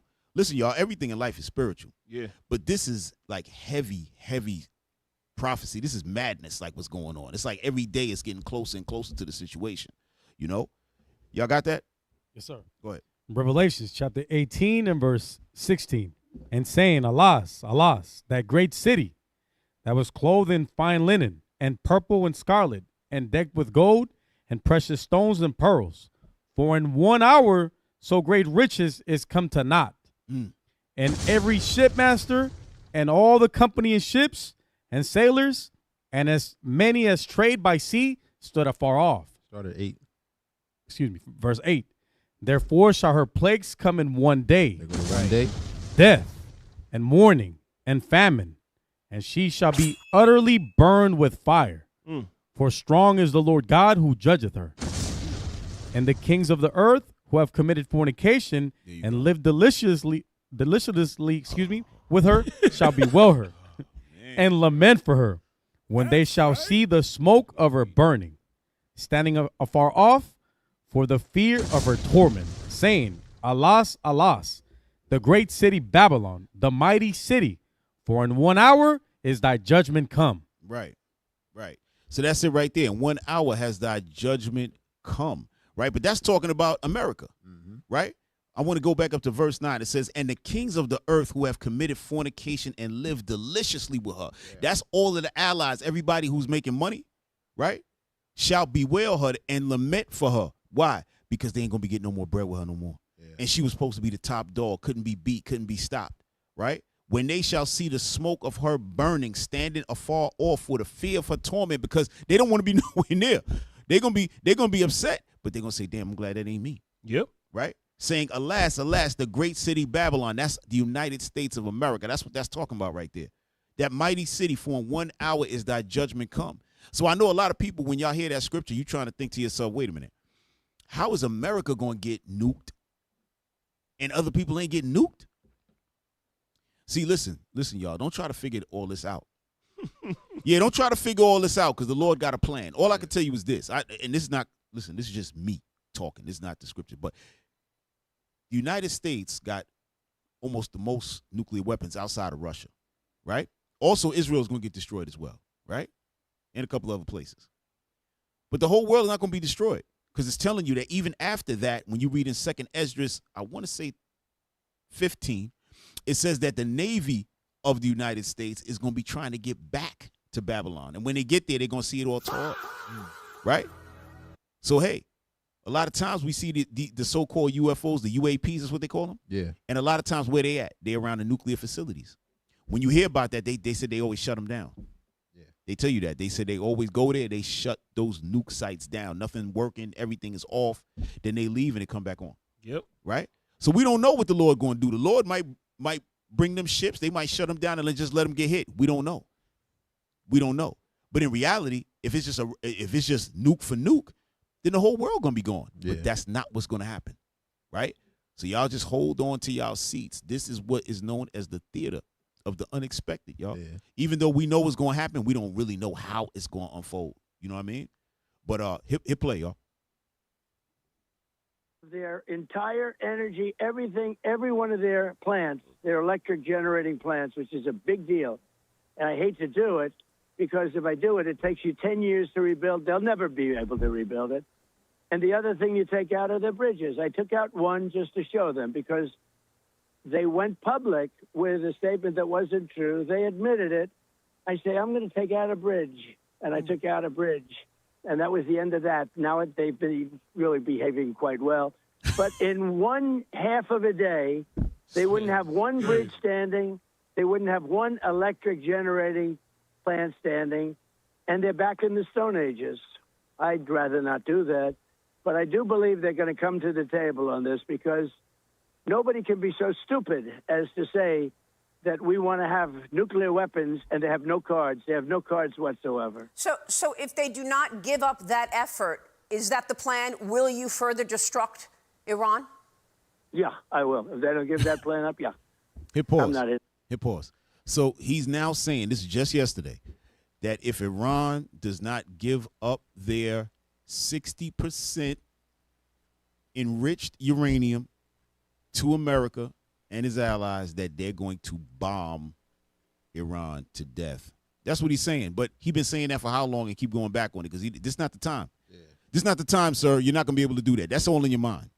The angels is not allowing it, man. It's just not going to happen. But it's going to be in reverse. Yeah. Yeah. Iran is going to get those nukes. They say they got enough for 11 nukes. They will get them, y'all. It's going to happen. The day is going to come. We're going to say, oh, they were just doing a nuclear test today. And all of the beef with Iran is going to stop. Yeah. All that beef going to stop for a while. Remember the scriptures talk about that. Yep. Right? All that beef going to stop for a while. I'm telling y'all, yo, listen, this Bible is the truest book on earth. Hit play. You, Jerry, what we want to do is we'll open up the Strait. But the ships are coming up to the United States. Hit pause. Listen, y'all. Y'all got to pay attention to what's going on. There's a lot of trickery going on, man. A lot of tomfoolery going on, man. Yo, listen. This man just said that ships, they don't have to go through the Strait of Hormuz no more. Guess where they're going? To the United States.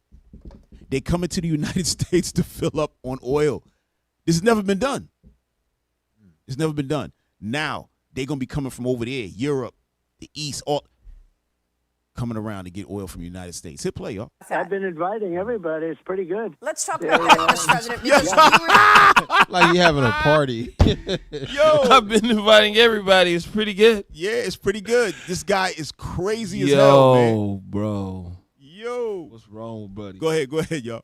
referred to a post that hundreds of super tankers are headed to the Gulf of America to buy oil and gas from the U.S. What can you tell us about that, sir?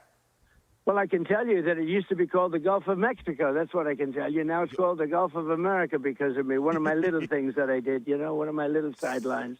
Damn. And it's a great honor. People are so happy. You go to Louisiana, you go to Florida, you go to these states, Texas. They're so honored by it. I used to say, why is that the Gulf of Mexico when we have 93% of the frontage? And, it fronts 93% on the United States. I said, I think I'm going to change it to the Gulf of America. What a beautiful name. And I did.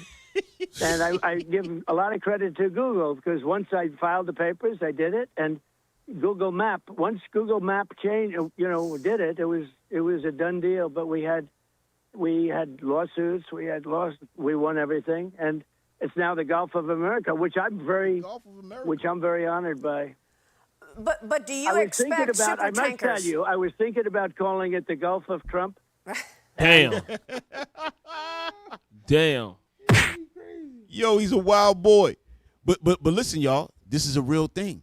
The ships are gonna be coming. Hit play, y'all. I decided not to do it. I think maybe it was a wise. I think that one maybe wouldn't have worked out. I'm not so sure. You'll have to tell me. But I was thinking about it's going to be called the Gulf of Trump. And then I said, that's not going to play too well. I think you're I'm kidding. You're being facetious. Now, I know that, Mr. President. But what about oil exporters? Tell me about this, because do you expect empty super tankers to go to the Gulf of America, to go to Louisiana, go to Texas? Well, they're already coming. Well, Texas, they're going to go to Texas. They're going to go all along our shoreline. I mean, we have the biggest ports, and they're going to go. Remember this, and this is pretty amazing. And this is my time that when I came into office, we were third and fourth in energy and in doing exactly this, the oil and gas and other things. Now we're bigger than Saudi Arabia. Think of this. And we're bigger than Saudi Arabia. Add Saudi Arabia with Russia and add another country in there, whichever one you want. We're bigger than all of them combined. Think of that. Hey, let me tell y'all something. Hit pause. Now, many, many years ago, it was already established that the United States had the most oil in the world. Yeah. Okay? In the Gulf, what he calls now the Gulf of America, when they was calling it the Gulf of Mexico, offshore, where you got all them rigs in the ocean, under there is the most oil in the world. You might say, then why is that situation going on over there? Well, you know how the United States, how the mine of Esau, they probably think they're going to drain them, right? The oil never is going to stop. Oil is constantly being created. That's how the Lord did it, to keep the plates and tectonics, you know what they call it, plates, tectonics, all that, the earth to move and function. That's the oil that lubricates the earth. You understand? So that's always going to be getting produced, right? But in their minds, they're probably thinking if we use up all their oil, then we're going to be the only game in town, right? That's how Esau usually thinks, right? So now you're going to have the tankers coming over now and getting loaded up here. It's never been done. It's never been. This is like a wild time. But go ahead, hit play. All because of Trump. And when Biden inherited that system, he changed it. Then he tried going back to it because the oil was going up. You remember it was going up $7, $8, et cetera. But look at even now. We have to get rid of this nuclear threat. And people in our country have oil. People in other countries are getting hurt. One of the things that most amazes me, though, the Strait is for Japan, where they get 93% of their oil. You know that, Japan. South Korea gets 45% of its oil. These people haven't helped us. I say, are you guys going to help? And, we have 45,000 soldiers and 50,000, respectively, at those two places. 45 and 50,000 soldiers. We guard them and protect them. And when we want a little help, they don't help us. And when we wanted help from NATO, they don't help us. And we paid, I don't know if you saw, almost $1 trillion toward NATO in a very short period of time to protect them against Russia, mostly. Yeah. And then when we're there, and, Biden, I wouldn't have done this. You wouldn't have had the Ukraine problem. Russia would have never attacked Ukraine. But under Biden, who was an incompetent president, he was grossly incompetent. Look, the election was rigged. You know that. I know that. Oh, Everybody knows that now. This man and it's crazy. all come out, and it's coming out. But all right, under Biden, we good there. We good there. Go to where we at, y'all? Oh, 23-23. Okay, just push it up a little bit to 24-30. Right now, he's going to because again now. It's a lot of things in play with this war, right? Oil prices, stock market, right? So he's going to reference the stock market now, right? Because when things are going well, when there's a ceasefire, then the stock market goes back up. When there's a problem, it goes there. It's all games they playing. And they making money off all this, y'all. I want y'all to know. Donald Trump playing the market. They all doing this, making billions every day. It's a game being played, and they don't care. They got people's lives in their hands. They don't give a shit. Pardon me. Shat. Yeah, they don't give a shat. Right. Yo, hit play. Watch this. stock market, the Dow hit 50,000. It was supposed to be in 4 or 5 years. They said it won't happen during his term, but it'll be maybe 4 or 5 years. It hit 50,000 in my first year. You know it better than anybody. You cover it better than anybody. The S&P hit 7,000 in my first year. Before my first year, you know that. And I said to myself, "Oh, here we go. I got to stop this country from having a nuclear weapon." You want to see a stock market go down? Let a couple of nuclear bombs be dropped on us, or frankly, any place else. Now, why would he say that? He said, "You want to see that Dow go down? Let nuclear bombs drop on us." Right? What he's saying is we controlling the market. They control the market, literally. I'm telling you, this is a sick this is a sick level. I'm telling you, man. Hey, y'all can drop that. Let me get 2nd Ezra 15. While you getting that, let me shout out the super chat one more again. Oh yeah. We got Drew the Jew, $5. Alvin Israel, $20. Marone, 8527, $200. Jamiel Ben Israel, $20. Praises, yes, Tobit Israel, $20. All praises. Appreciate y'all. Shout out to the chat. Yes. Super chat. Thank you, family. All right. 2nd Ezra 15 and 44, right? Based on what we read in Revelation, right? Watch this. 2nd Ezra chapter 15 and verse 44. They shall come to her and besiege her. The star and all wrath shall they pour out upon her. Then shall the dust and smoke go up unto the heaven, and all they that be about her shall bewail her. Right. Shall bewail her. That's what we read in Revelation. Remember that, y'all? We just read that. Yep. That they're going to all bewail her when what? This is the United States, Babylon get touched, right? Read on. And they that remain under her shall do service unto them, that have put her in fear. Go ahead. And thou, Asia, that are partaker of the hope of Babylon, and art the glory of her person. Right, Asia. Y'all, that's everybody over there, right? You got Japan, China, the whole nine. Western Asia, which is some of them Arab countries as well. Go ahead. Woe be unto India, thee. You know all that? Go ahead. Woe be unto thee, thou wretch, because thou hast made thyself like unto her. Right. And hast decked thy daughters in whoredom. Right. They took on all the customs of Babylon, of America. Right? Go ahead. That they might please and glory in thy lovers. Go ahead. Which have always desired to commit whoredom with thee. Right. When we read in Revelation 18, it said what? They committed fornication with her and lived deliciously with her. Right? So y'all reading that in Revelation, think that's the only place where it's at. No, it's also here in the book of 2nd Ezra. All right? All of y'all that might be watching, y'all don't deal with the Apocrypha. Y'all need to get that. Yeah. Don't let the Christian church tell you that the Apocrypha is not canon. It's super canon. it's very canon. Go ahead. Thou hast followed her that is hated in all her works and inventions. Therefore saith God. Right. All that is, she's hated. All her inventions, meaning all them sinful garbage she came up with. Right? Go ahead. I will send plagues upon thee. Widowhood. Right. Poverty. Widowhood. Meaning what? That they get in touch for the first time. They losing everything. Right? Go ahead. Poverty. Go ahead. Famine. Sword. Go ahead. And pestilence. Right. To waste thy houses with destruction and death. Go ahead. And the glory of thy power shall be dried up as a flower. When the heat shall arise that is sent over thee. Thou shalt be weakened as a poor woman with stripes. and as one chastised with wounds. Go ahead. So that the mighty and lovers shall not be able to receive thee. Right. The Lord keep talking about the lovers and fornication and all them. Right? That's them allies and all them who's playing and making that bread. He said, yo, nobody gonna be able to deal with you no more. Yeah. No more. Go ahead. Would I with jealousy have so proceeded against thee, saith the Lord, if thou hast not always slain my chosen. Listen, this whole thing. Listen, how many times we gotta tell these people, man? Everything is about the Israelites, man. Yep. Right. The Lord said, if thou hast not always slain my chosen. That's why all that was going on, all them countries that's fighting each other, that's because they all had us in slavery. Yeah. They got to pay. They think they fighting each other because of oil and oil. No, y'all fighting because y'all play with us. The Lord said, now you play with my children. Go ahead. Exalting the stroke of thine hands, and saying over their dead, damn, when thou wast drunken, Uh-huh. set forth the beauty of thy countenance. Right. The reward of thy whoredom shall be in thy bosom. Right. Therefore shalt thou receive recompense. Right. The Lord is saying, I'm bringing it to your chest. That's what he's saying right there.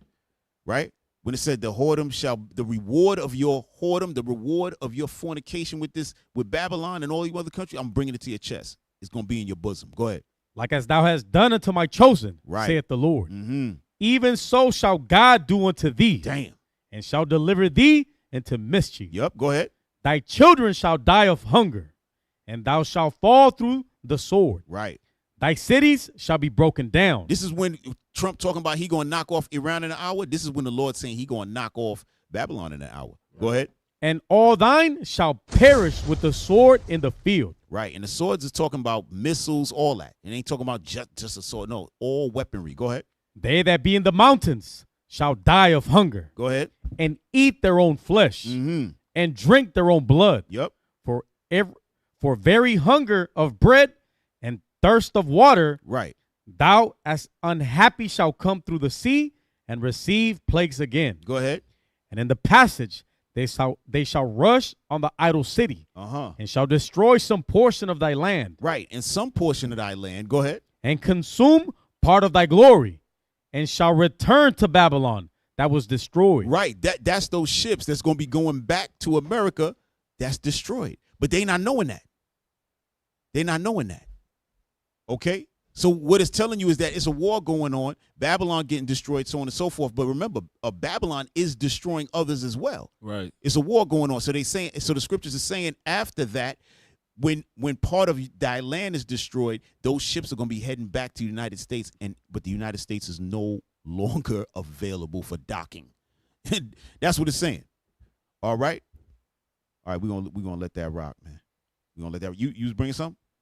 Oh no, I'm just looking at more prophecy as we go along, and it's all just lining up. Everything you hitting is on point, man. We've seen it in the news. Can't deny it. No, not at all. Let me get Jeremiah 51 and 12. Yep. Shout out to Bo Kane, $5.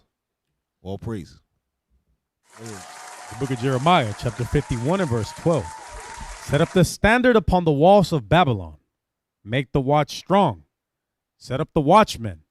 Prepare the ambushes. For the Lord hath both devised and done that which he spake against the inhabitants of Babylon. He already set it up. It's too late. Right. Right. This wagon is rolling downhill already to the point where the wagon. Right. it can't stop. It has no brakes. Read on. No brakes. O thou that dwellest upon many waters. Who they're talking about? That's right. Yes, sir. Read on. Abundant in treasures. Oh, the rich nation got everything. Read. Thine end is come. And thine end is coming, and it's too late to stop it. Read. And the measure of thy covetousness. Because you're so covetous, they had to continue to try to expand Israel, which is not theirs in the first place. They want to be continue to expand. The nations is not down with it. Right. Right? Read on. The Lord of hosts hath sworn by himself, saying, surely I will fill thee with men as with caterpillars. And they shall lift up a shout against thee. And you know what that shout is. It's going to come behind a loud noise. Boom. Right. The men is here already. That's right. You know? Hey, I just dropped something in class content, right? Hey, bring that up real quick. Y'all got to see this. Right, because we talked about the ships is going to be trying to go back to Babylon, right? And ain't nothing going to be there. So look at that. Let's bring this up. There was a show back in like 2014 or so, right? The Last Ship, right? Scroll down. See if you can read what it's about. Click where it says more so you can read the whole thing. Go ahead. At the helm of the USS Nathan James en route to the Arctic, Captain Tom Chandler learns that the destroyer will be in the best possible place, a circumstance his crew must utilize to save humanity from extinction. Mm-hmm. A virus has wiped out more than half of the population since the ship embarked. And despite orders from the U.S. government to return, Chandler, believing home is now a shadow of itself, decides the safest place to develop a vaccine is at sea. Right. So the point is, they saying it's a virus, but what did the Lord say? The Lord said, "What? I'm gonna send you a plague." Right. The plague, they might look at that as a virus. No, the plague means that they're getting destroyed by a missile, by the nukes. Right. And they out there. That one ship is out there. But in reality, what? They said they don't want to go back because it was a shadow of itself. Right? Listen, y'all, don't think these shows are by mistake. Most shows that got produced in the history of Hollywood is based on something in the scriptures. Yep. Right? That's what y'all got to understand. So don't think that any of these shows, oh, man, that's kind of close to. They know what they're doing. Yep. They know what they're doing. You know? Let me see. Oh, check this out. Hold on. Oh, man, this is crazy. Y'all going to laugh at this. Well, hold on. Before we bring that up, bring up number 17 real quick, y'all. Bring up 17 and go to, like, right before a minute, like around 50 seconds or 45 seconds. Bring it to 45 seconds.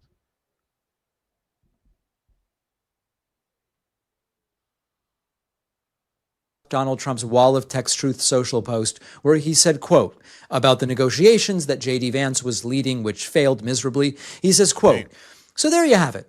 The meeting went well. Most points were agreed to. But the only point that really mattered, nuclear, was not.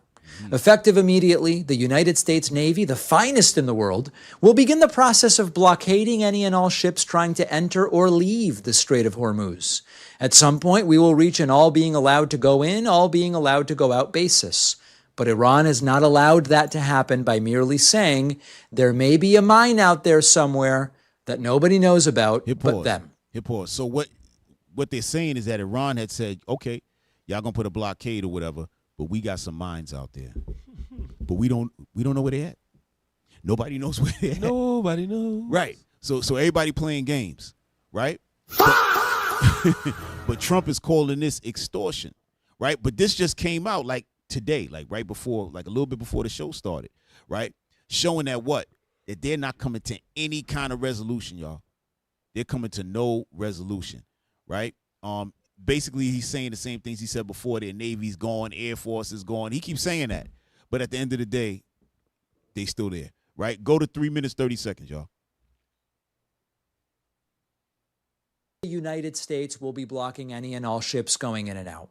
So was it open? Was it reopened? Is the United States now closing it? Why? Donald Trump also followed up with the following, which I'm not going to read the entire thing. I'll give you a sense of it. Quote, Iran promised to open the Strait of Hormuz, and they knowingly failed to do so. Why didn't Trump tell us that on Tuesday when we knew that that's what was going on? Right. This caused anxiety, dislocation, and pain to many. What he's saying is he's lying. Because at no time did Trump come out and say, oh, yeah, Iran said that they're about to reopen the Strait of Hormuz. No time did he say that because it wasn't true. They never said that. Go ahead. People and countries throughout the world. They put mines in and blah, blah, blah. The meeting began early in the morning, lasted through the night, 20 hours. But the one thing that matters, Trump says, is that Iran is unwilling to give up its nuclear ambitions. There you go. That's it. Yo, you could drop that. That's the point. So as of right now, it's the same situation. Iran is not giving up their nuclear ambitions. I like the way they phrase that. The nuclear ambitions. But look at this real quick, y'all. Look at 18. This is crazy. So you got Uganda, right in the middle of Africa, the deepest of Africa, Uganda, right? the damn general of Uganda talking about he going to back up Israel. He's going to send troops to Israel. You can't make this up. To fight for Israel. He said he wants to fight for the homeland of Jesus Christ, our God. You can't, but y'all got to see if this really makes sense. Watch, y'all gonna see this. Watch this. Stop. He said send $1 billion in a most beautiful woman. Watch this, y'all. Y'all gonna laugh.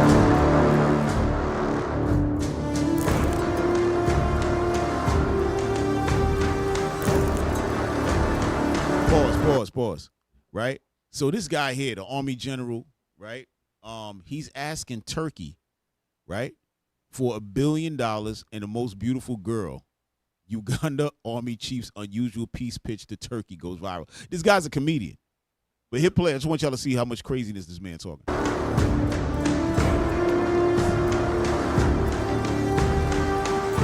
And he gave him 30 days to answer him. Nobody's answering him. Go ahead, hit play.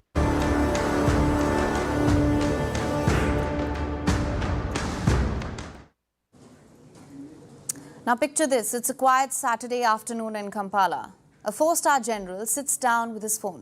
He opens X and decides to conduct foreign policy on social media in a thread. This is General Muhoozi Kainerugaba, Uganda's Chief of Defense Forces.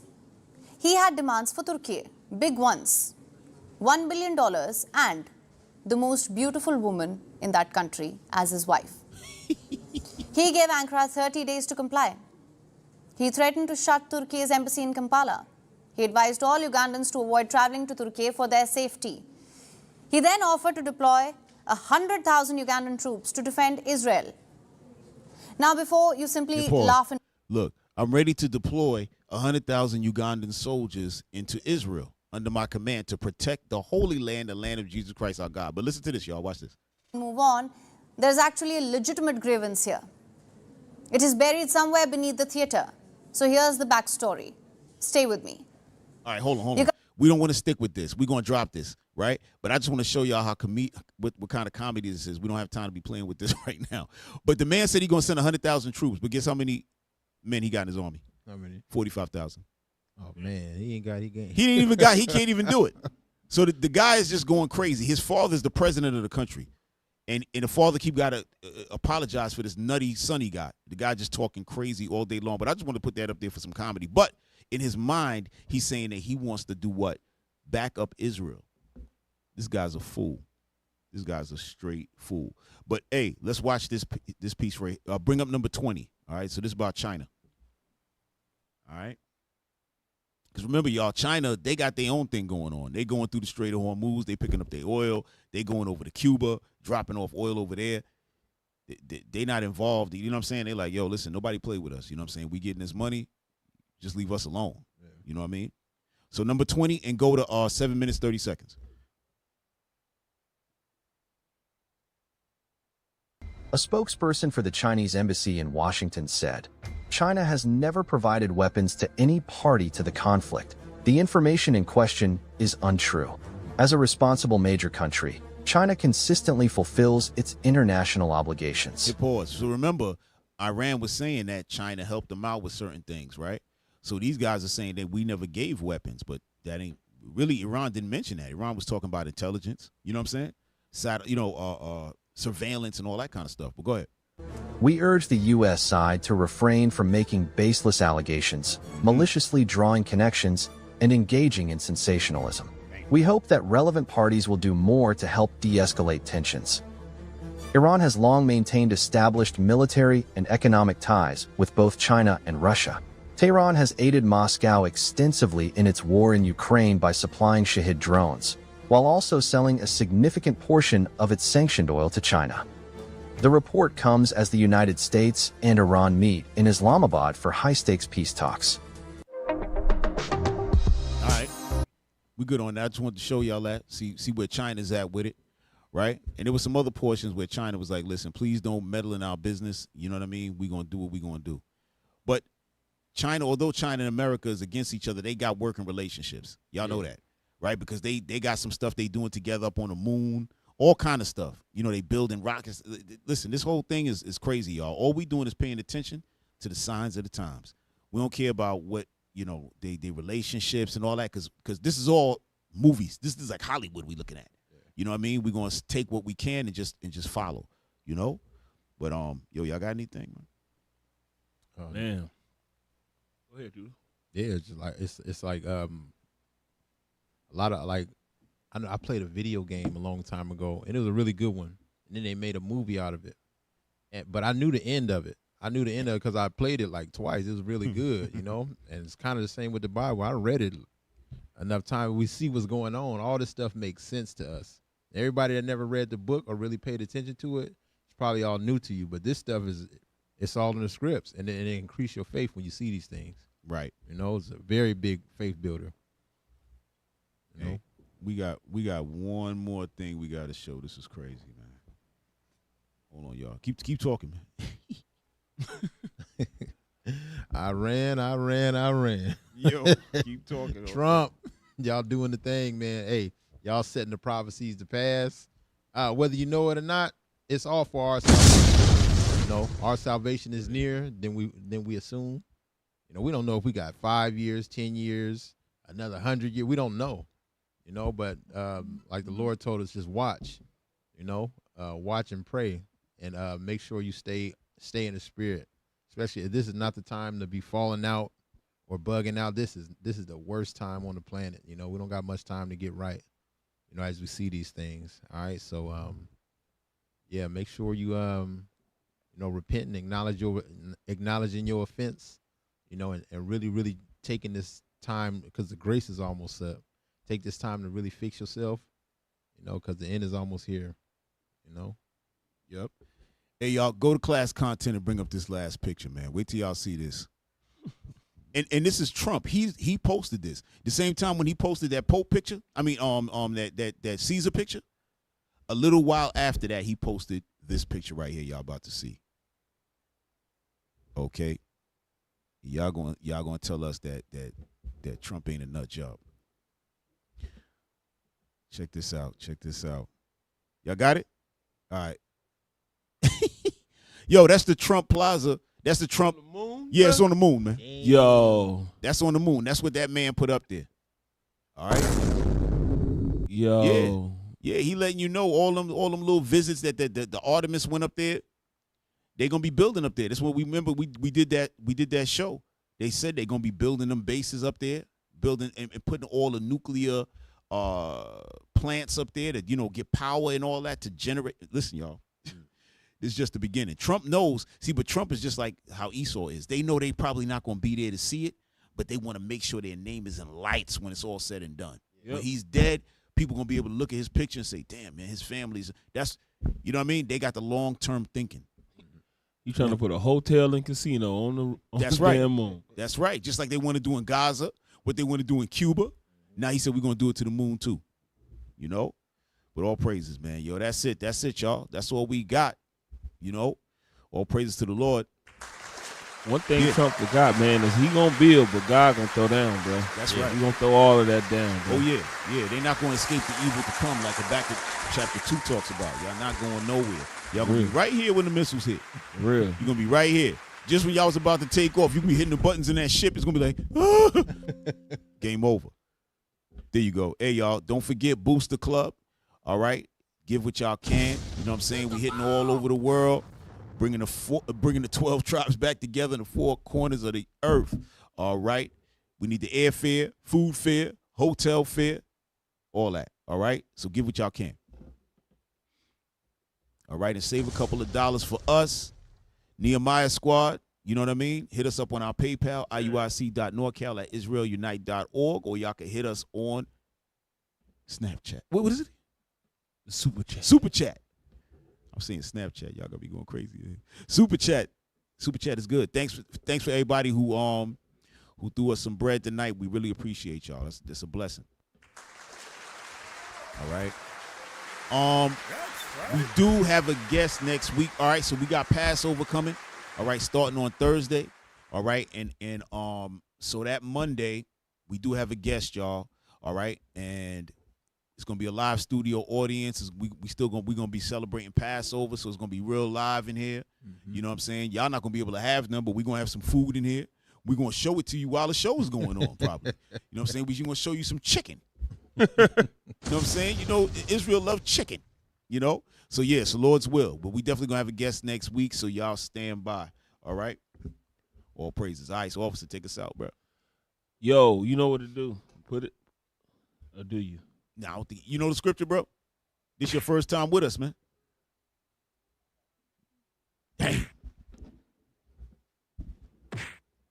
The book of boys did that.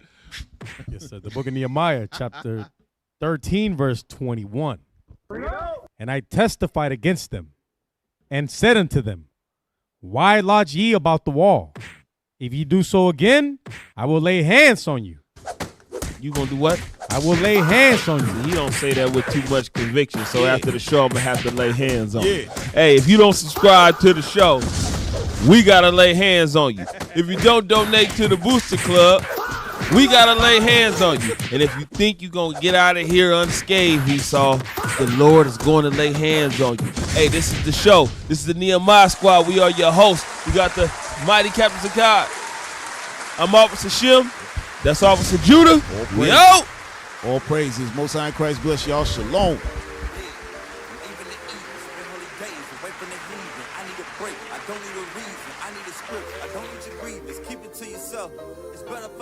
Leave it on the shelf. Ain't hearing nothing else. Tonight ain't the night. Knowing the price. Pay it off with my life. Till it's out with your lights. Do it all for the Christ. And he ain't playing nice. Knew the end from the start. Fix your face like it's art. The sons of a simp, call him Bart. Yeah, you did your best, played your part. But now it's time to cut you to the heart.